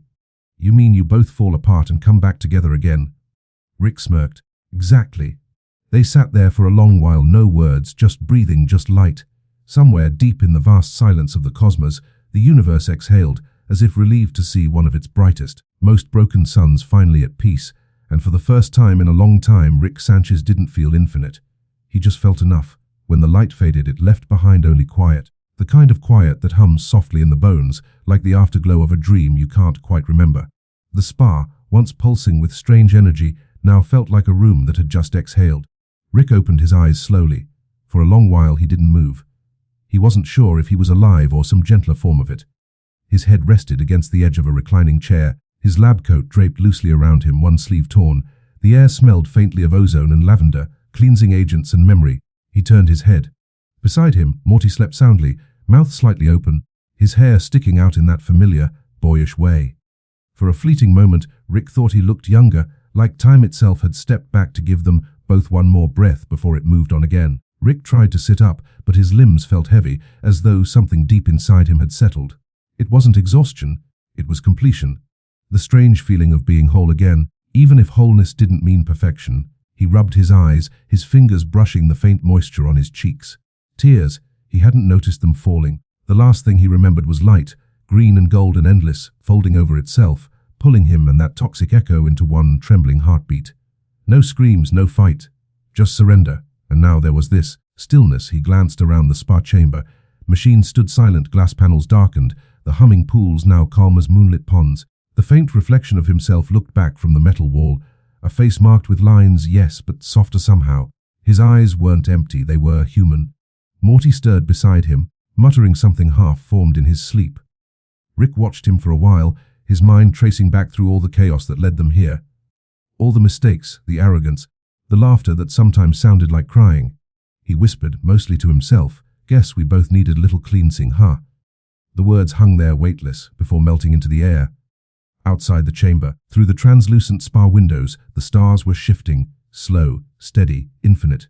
The cosmic tide never stopped. Even now it carried them forward, gently as if the universe itself was humming them a lullaby. Rick reached for a small cup of something left on the counter. He took a sip. Water. Not whiskey, not potion, just clear, clean water. It felt strange on his tongue, grounding. For once, he didn't crave the burn. Morty blinked awake, groggy but peaceful. Rick looked at him, eyes softer than usual. "Hey kid, you're still in one piece. That's a miracle in itself." Morty smiled faintly, rubbing his eyes. "What happened? Did we win?" Rick let out a low laugh, more like a sigh. "Nah, Morty, we didn't win. We just stopped fighting." For a moment, neither of them said anything. The silence between them wasn't empty now, it was full. Full of everything they didn't need to explain. Morty leaned back, closing his eyes again.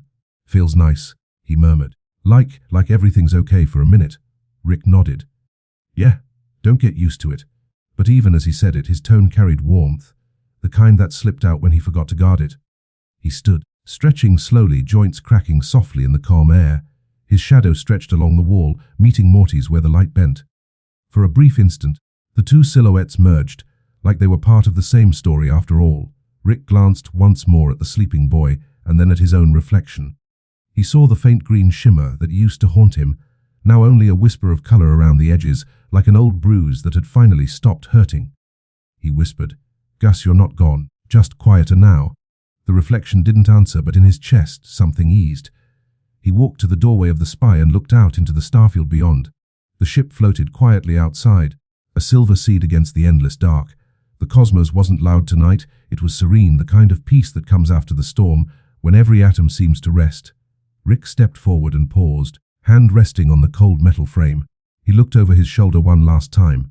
Morty was already asleep again, mouth half open, face lit faintly by the reflection of distant stars. Rick smiled, not his usual crooked grin, but a small, private smile that didn't need an audience. He whispered to the sleeping boy, "You did good, Morty. You kept me human, even when I didn't deserve it." He turned back to the stars, their light washing over him like quiet forgiveness. In that soft, cosmic glow, he closed his eyes and breathed. For once, there was nothing left to fix, nothing to invent, nothing to run from. Just the gentle hum of the ship, and the sound of Morty's slow, steady breathing. And somewhere between those sounds, between the heartbeats of stars and the silence of space, Rick found something he hadn't known he was missing: rest. The kind that doesn't ask for understanding, the kind that doesn't need to last forever to be real. He let out a small, content sigh, almost a laugh, and whispered into the stillness, "Guess that's enough for tonight." Outside, the galaxies turned slowly, like sleepy lanterns floating down a dark river. Inside, the two of them drifted, one awake, one dreaming, but both at last at peace. The world could wait till morning, or something like it arrives slowly in space. The light doesn't burst through windows. It seeps gentle and colorless, drifting across the ship's panels like mist. The hum of the engines is steady now, warm and low, like the world is breathing with them. Rick sits at the small galley table, hunched over a plate of something that vaguely resembles breakfast. Eggs from another dimension, blue jelly-like but edible. The smell is faintly metallic. He pokes them with his fork, staring at nothing in particular. Morty wanders in a few minutes later, hair a mess, eyes still half shut. He yawns so hard it squeaks. Morning or whatever. He mumbles, slumping into the seat across from Rick. Rick doesn't look up right away. He just grunts. Eat. You'll need protein for existing. Morty stares at the blue eggs, then at Rick. You okay, Rick? Rick exhales through his nose. You kids always ask that like there's a right answer. Morty shrugs, still waking up. Well, I mean, we kinda just merged with our evil, toxic versions, so yeah, I think I get to ask. Rick finally looks up. His eyes are calmer now, less storm, more tide. He tilts his head, considering the boy. You feel different. Morty nods slowly. Yeah, I mean, I don't feel perfect. But I don't feel fake either. Rick smirks faintly. Congrats, Morty. You've achieved the human condition. You're officially not okay, but also fine. Morty laughs, a sleepy little sound that fills the small room. You know, that's the most Rick thing you've ever said. Rick leans back in his chair, his smirk fading into something quieter. Yeah, maybe, but I think I mean it this time. They sit there for a while, the sound of forks against plates the only noise. Outside, the stars drift by like lazy fireflies. Morty looks up again. So what now? Do we just go home? Pretend none of it happened? Rick wipes his mouth with the back of his hand, then sets the fork down. No pretending, Morty. Not this time. He pauses, searching for words he doesn't usually let out. We're not supposed to be perfect. You get that now, right? Morty nods, his voice small. Yeah, I think I do. I wish it didn't hurt so much to learn that. Rick's eyes soften. It always does, kid. Growth just pain that decided to stay. The words hang in the air. Heavy but true. For a moment, Morty doesn't respond. He just stares at his reflection in the silver spoon, distorted and trembling. I guess I thought if we fixed everything bad, we'd finally be happy. Rick chuckles dryly. You ever seen a happy god, Morty, or a happy genius? Perfection doesn't make people happy. It just makes them bored. Morty looks up. Then what does? Rick hesitates. A rare thing. He opens his mouth, then closes it again. His fingers tap the table. Finally, he mutters, connection, maybe. Knowing somebody gives a damn whether you wake up tomorrow. Morty blinks. He wasn't expecting that. Rick looks away, embarrassed. Don't quote me on that sentimental crap. It's just theoretical. But Morty smiles anyway. I won't. But I'll remember it. The hum of the ship fills the silence again. Gentle, constant like a lullaby. Rick stands, walks to the small porthole, and stares out at the void. His reflection overlaps the stars, transparent and flickering. You know, Morty, when I was split, when that toxic version of me was out there, I thought he was just the worst parts. The rage, the ego, the guilt. But turns out he was also the part that cared, the part that couldn't let go. Morty's voice is soft. So you needed him? Rick's eyes glimmer with something like sadness. Yes, so. I needed to hate myself just enough to stay human. Morty gets up and walks over, standing beside him. The two of them watch the galaxy drift past, endless, unblinking. Rick. Yeah. Morty hesitates. Are we gonna be okay? Rick doesn't answer right away. His reflection frowns faintly, then softens. No one's ever okay, Morty, he says at last. But maybe that's the point. Morty looks at him, really looks. The lines on Rick's face, the tired eyes, the way he still stands like the weight of the universe might fall any second, but also the faint warmth in his voice, the kind that sneaks through when he forgets to be cynical. Morty nods. Yeah, maybe that's the point. They stand there together for a long time, just breathing, just existing. The galaxy outside turns slowly, like a record playing a song they've both heard before. After a while, Rick claps Morty gently on the shoulder. All right, enough with the emotional crap. Let's go home before I start quoting poetry. Morty grins. You totally quote poetry. Rick glares. Don't push it, kid. They both laugh, not loud, not manic, just quiet and real. The kind of laughter that sounds like healing. As Rick starts the ship, the engine hum rises. A familiar sound, but softer this time, like it's learned to whisper. The stars stretch into streaks of light as they jump into warp, and for a brief moment, everything seems to shimmer. The ship, the space, the silence itself. Morty looks out the window. Rick, I think I get it now. Being fixed isn't the same as being whole. Rick smirks.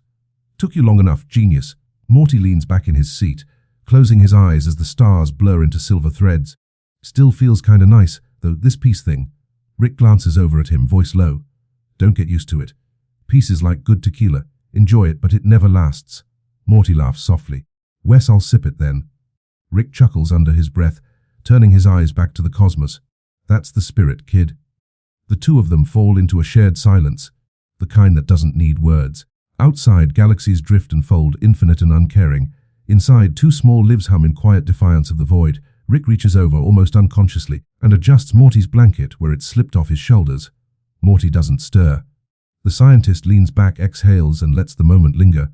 For once, there's no experiment running, no dimension collapsing, no crisis to fix, just breakfast, just laughter, just the quiet, fragile miracle of being alive together in the middle of nothing. And for Rick Sanchez, that's enough. The ship drifts through the dark, cutting across a sea of quiet light. For once, there's no rush, no alarms, no explosions, no portals ripping open.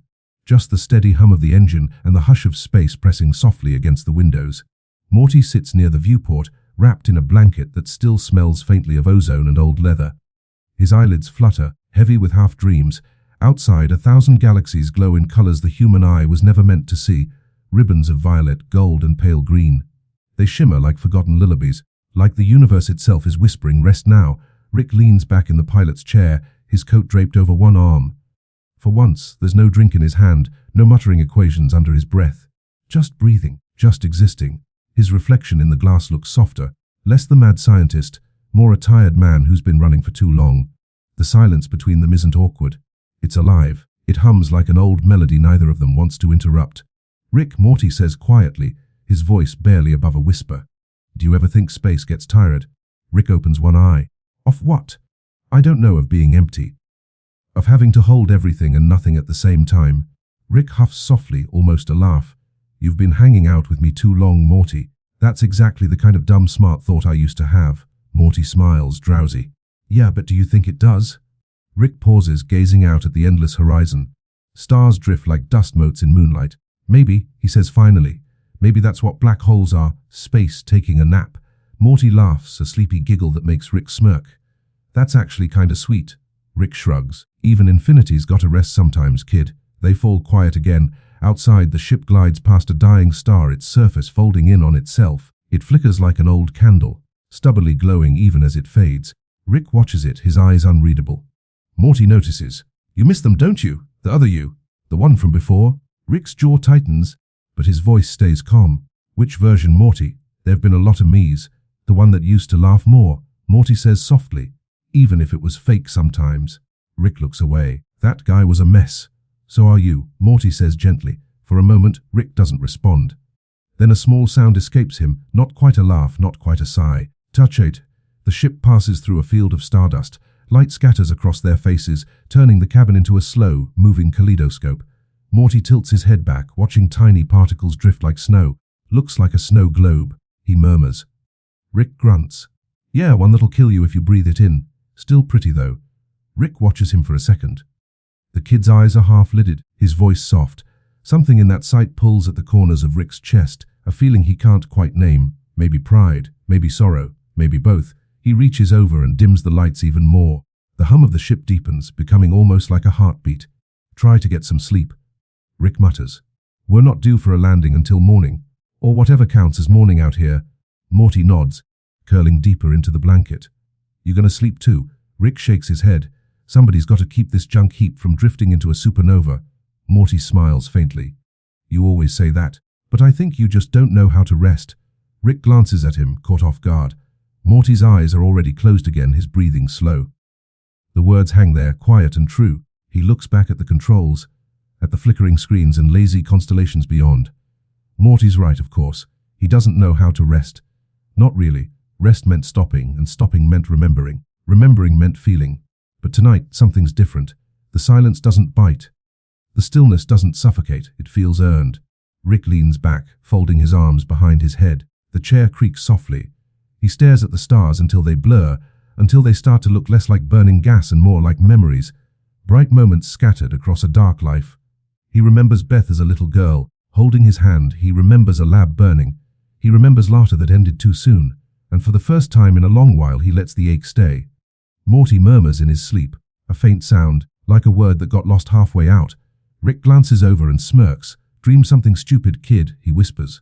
"You've earned it." The ship drifts on. Somewhere far below, a planet spins in slow motion, its oceans glowing under two suns. Rick watches it fade from view. He thinks about how tiny everything really is, how even genius and pain and love are just small flickers against an endless night. And then, for a heartbeat, he closes his eyes. No calculations, no arguments. Just the hum of the ship, the warmth of another heartbeat close by, and the rhythm of the stars. Morty stirs again, whispering something incoherent. Rick mutters under his breath. Yeah, I'm here." The ship's lights pulse once, soft blue like a sigh, and dim to black.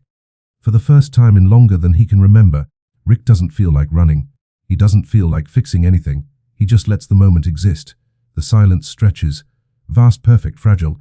In the infinite dark, two tiny souls drift through the cosmos, neither complete nor broken, just human, just present. And that, somehow, is enough. The morning after isn't really morning, not in space, where light doesn't rise, it just drifts. But when Rick opens his eyes, there's a gentleness in the hum of the ship, the kind of calm that only follows a night of unspoken truths. Morty's still asleep in the co-pilot seat, mouth half open, hair sticking out in all directions. There's a faint snore, soft and imperfect. Rick lets it play like a melody. It reminds him that some noises don't need fixing. He stretches his arms, bones cracking, and looks out into the slow swirl of nebulae. Everything is the same, yet somehow different. Maybe it's not the universe that's changed.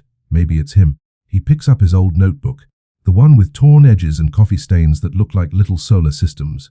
For years, it's been filled with impossible ideas, cold fusion of emotion, reality loops, weaponized empathy.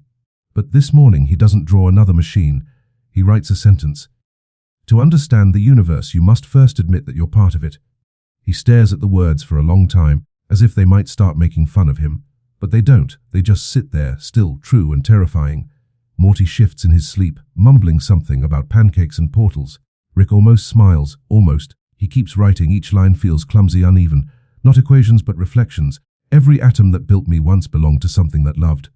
A formula can't hold a hug. Perfection is just a word lonely people invent. He pauses, pen trembling slightly.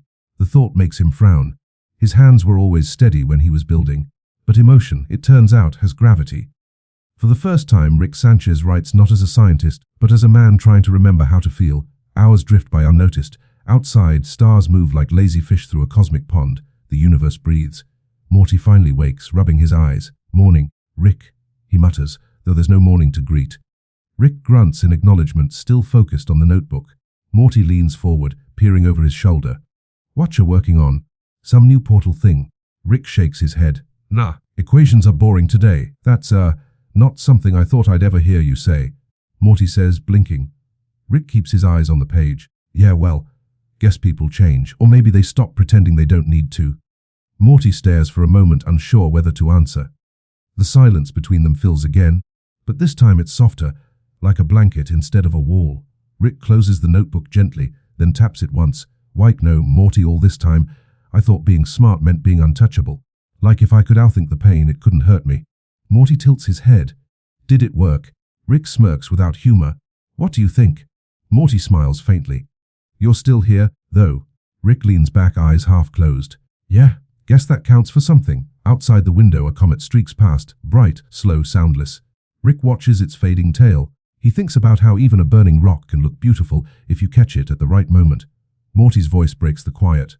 So what now? We just keep floating? Rick shrugs. Maybe we stop trying to escape every quiet moment like it's a trap. Morty frowns thoughtfully. You mean like just existing? Rick gives a tiny nod. Yeah, just existing. Morty folds his arms, watching the stars. That sounds nice, actually. Rick chuckles. Careful, Morty. You're starting to sound like a Buddhist toaster. Morty laughs, the sound bouncing softly off the metal walls. Rick doesn't join in, but something in his face loosens. They spend the next few hours in wordless company. Rick tinkers with a half-built gadget, not for necessity, but for comfort. Morty flips through an old comic, one that somehow survived all their adventures. It's missing pages, but the ending doesn't matter anymore. After a while, Rick looks at his reflection in the glass again. There are new lines around his eyes, not from age, but from something gentler. Acceptance, maybe. He speaks mostly to himself. I used to think life was about eliminating variables, controlling the chaos. Morty glances up. And now, Rick exhales through his nose. Now I think maybe the chaos is the point. Maybe being human means learning how to stay soft in a universe that keeps trying to harden you. Morty thinks for a long time before answering. That sounds kind of beautiful, Rick. Rick rolls his eyes. Don't make it weird, Morty. But Morty sees the faintest hint of a smile tug at the corners of Rick's mouth. The hum of the ship deepens as they pass through a field of glowing dust. It settles like snow against the windows. Rick runs a finger along the glass, tracing invisible constellations. Morty leans closer. What are you drawing? Rick's voice is low, almost reverent. Nothing. Just remembering. They watch in silence as the particles drift by, falling endlessly through a gravity that doesn't care who they are or what they've done. After a while, Rick stands, walks to the back of the ship, and pulls a small blanket over Morty's shoulders. He does it wordlessly, pretending it's nothing. Morty pretends not to notice. Rick sits back down, rubbing his eyes. "You ever think," he murmurs, "that maybe the smartest thing we could ever do is forgive ourselves?" Morty, already half asleep, mumbles something that sounds like agreement. Rick looks at him, really looks. The kid's breathing is slow and steady. There's peace there, fragile but real, and for the first time Rick doesn't feel separate from it. He opens his notebook again. One last line. There's no science greater than kindness. He closes it gently, sets it aside, and leans back. The stars outside shift in lazy rhythm, like waves rolling across an endless ocean. He whispers to no one in particular. Guess that's what being human means. Screwing up, caring anyway. The universe doesn't answer, but maybe it doesn't have to. The silence that follows isn't empty. It's full, alive, infinite, forgiving. Rick lets his eyes fall shut. The hum of the ship becomes a lullaby. And somewhere between thought and sleep, between genius and grief, the smartest man in the multiverse finally learns something new. He learns how to rest. The ship drifts through a silence so deep it feels alive. No alarms, no engines, no words, just the gentle pulse of starlight breathing against the hull. Rick is awake, but he doesn't move. His eyes are open, tracing the faint flicker of light that dances across the metal ceiling. It's not insomnia this time. It's something quieter, something close to peace. Morty's still asleep, cocooned under the blanket Rick pretended not to care about. Every soft exhale fills the cabin like a promise that life still happens, even when you're not trying to control it. Outside, the cosmos unfurls, endless and patient. The stars don't rush. They don't demand meaning, they just burn, and in doing so they remember. Rick rises slowly, his boots whispering against the floor. He moves toward the front window, staring out into the ocean of space. It's strange to think that each dot of light is both ancient and alive, the last breath of something that burned long ago. He mutters to himself, half out of habit, half out of awe. Every photon that hits us tonight left its home before humanity even existed. Billions of years ago, a star decided to die just so I could see it blink right now. He pauses.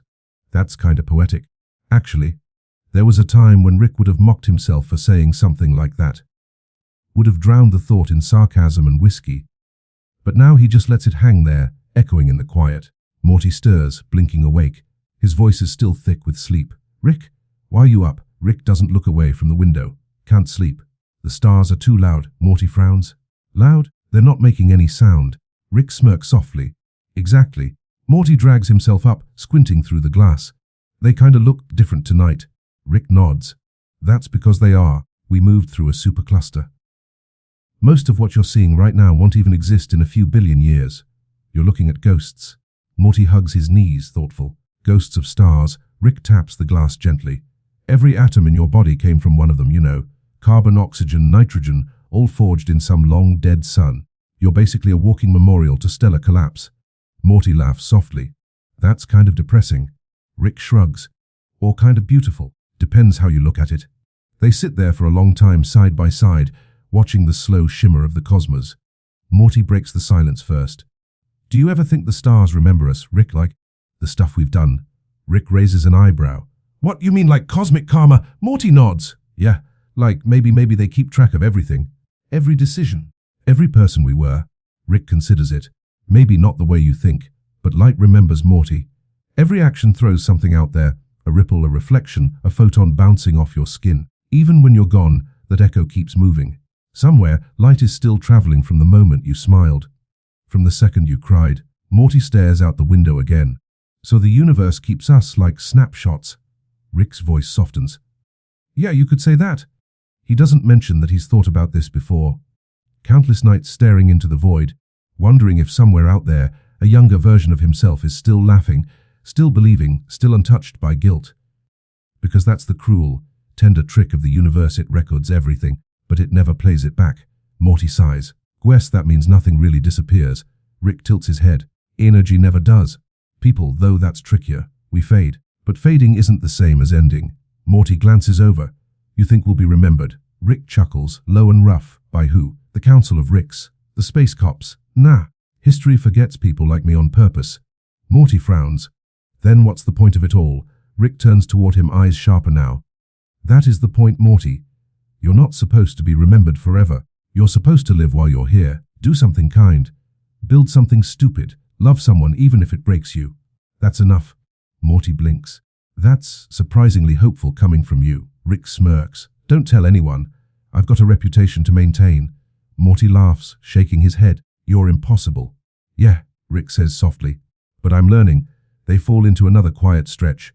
The stars drift by like slow rain, and for once the silence doesn't feel heavy. Rick opens the notebook again, flipping past pages filled with formulas, theories, and fragments of humanity.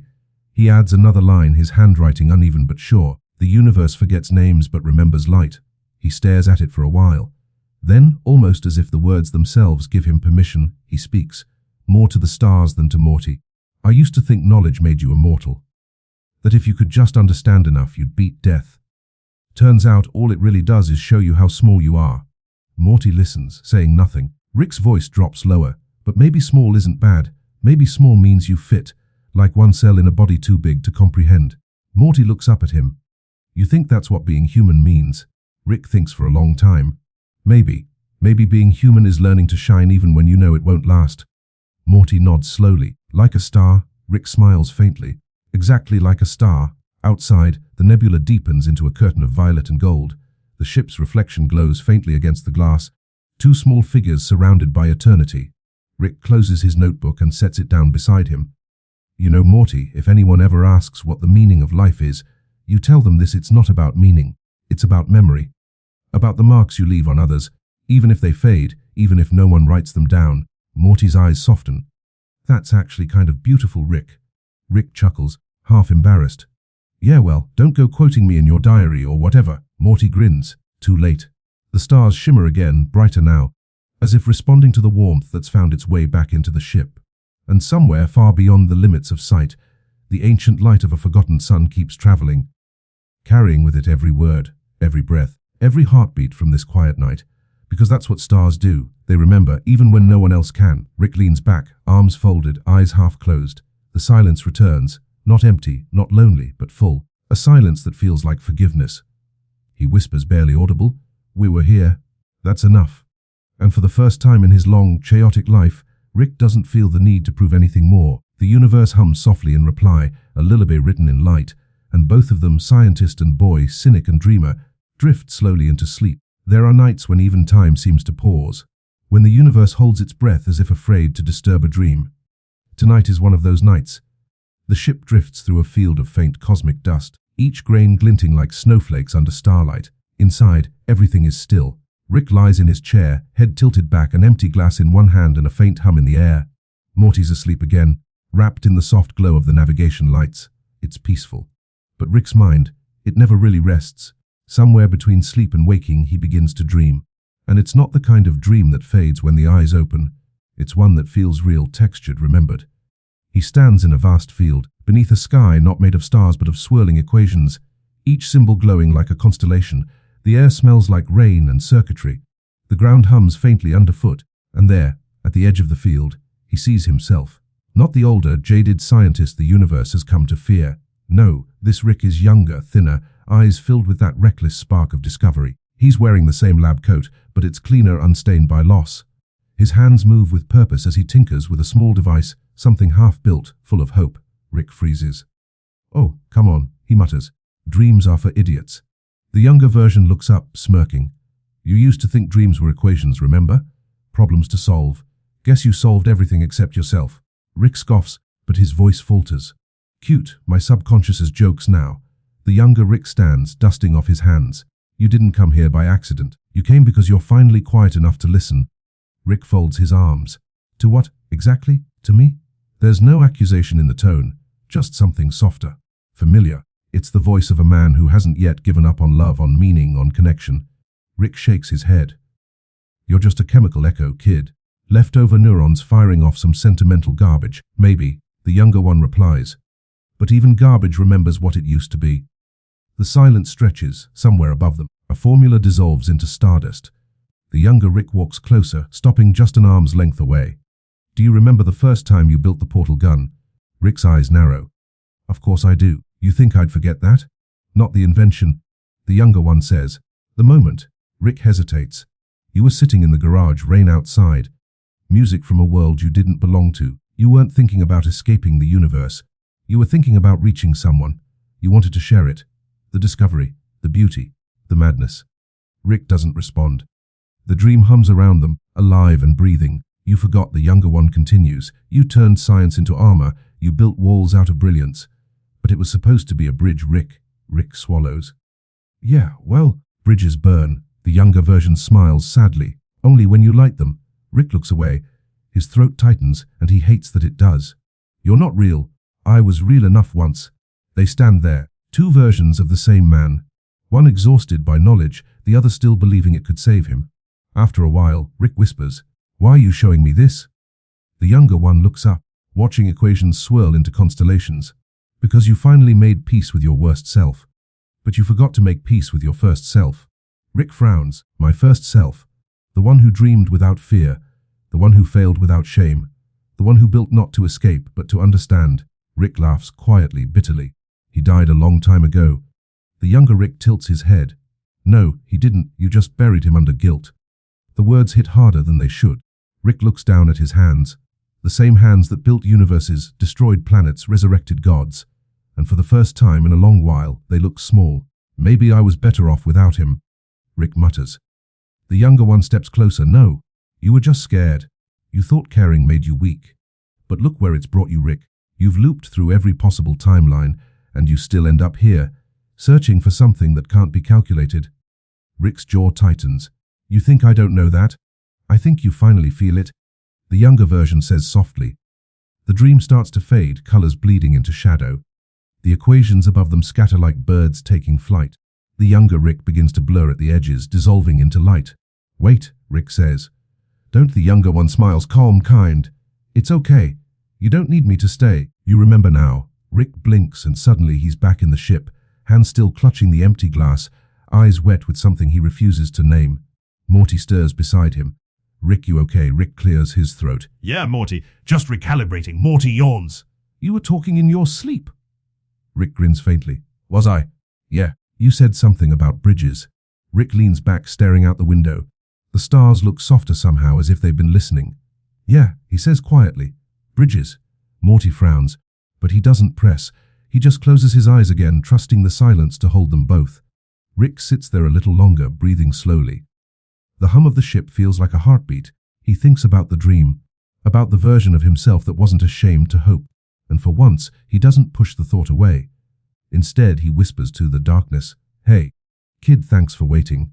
The stars shimmer in reply, and in that moment, between the hum of machinery and the endless sweep of the cosmos, Rick Sanchez feels something he hasn't felt in a very long time. Not happiness, not forgiveness, something quieter, something real, a reunion not of bodies but of souls.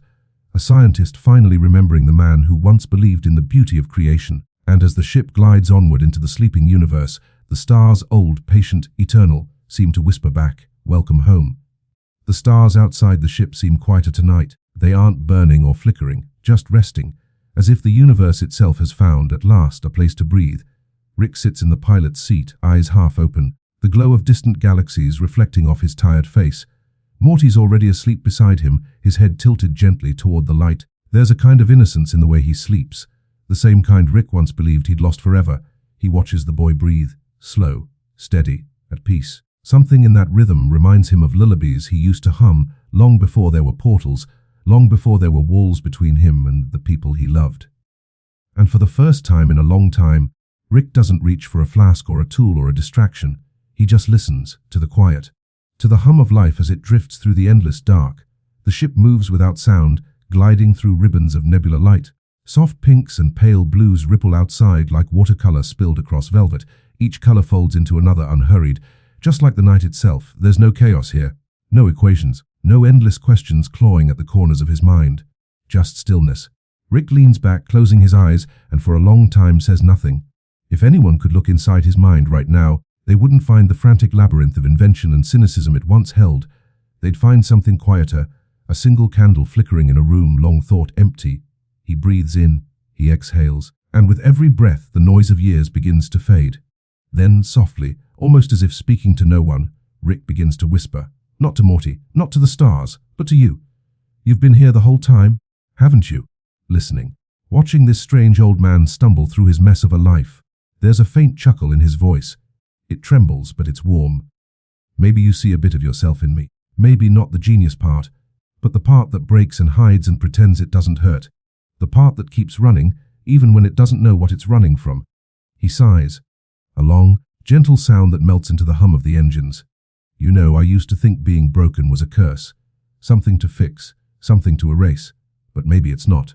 Maybe it's proof that we tried, proof that we felt, proof that somewhere along the way we loved.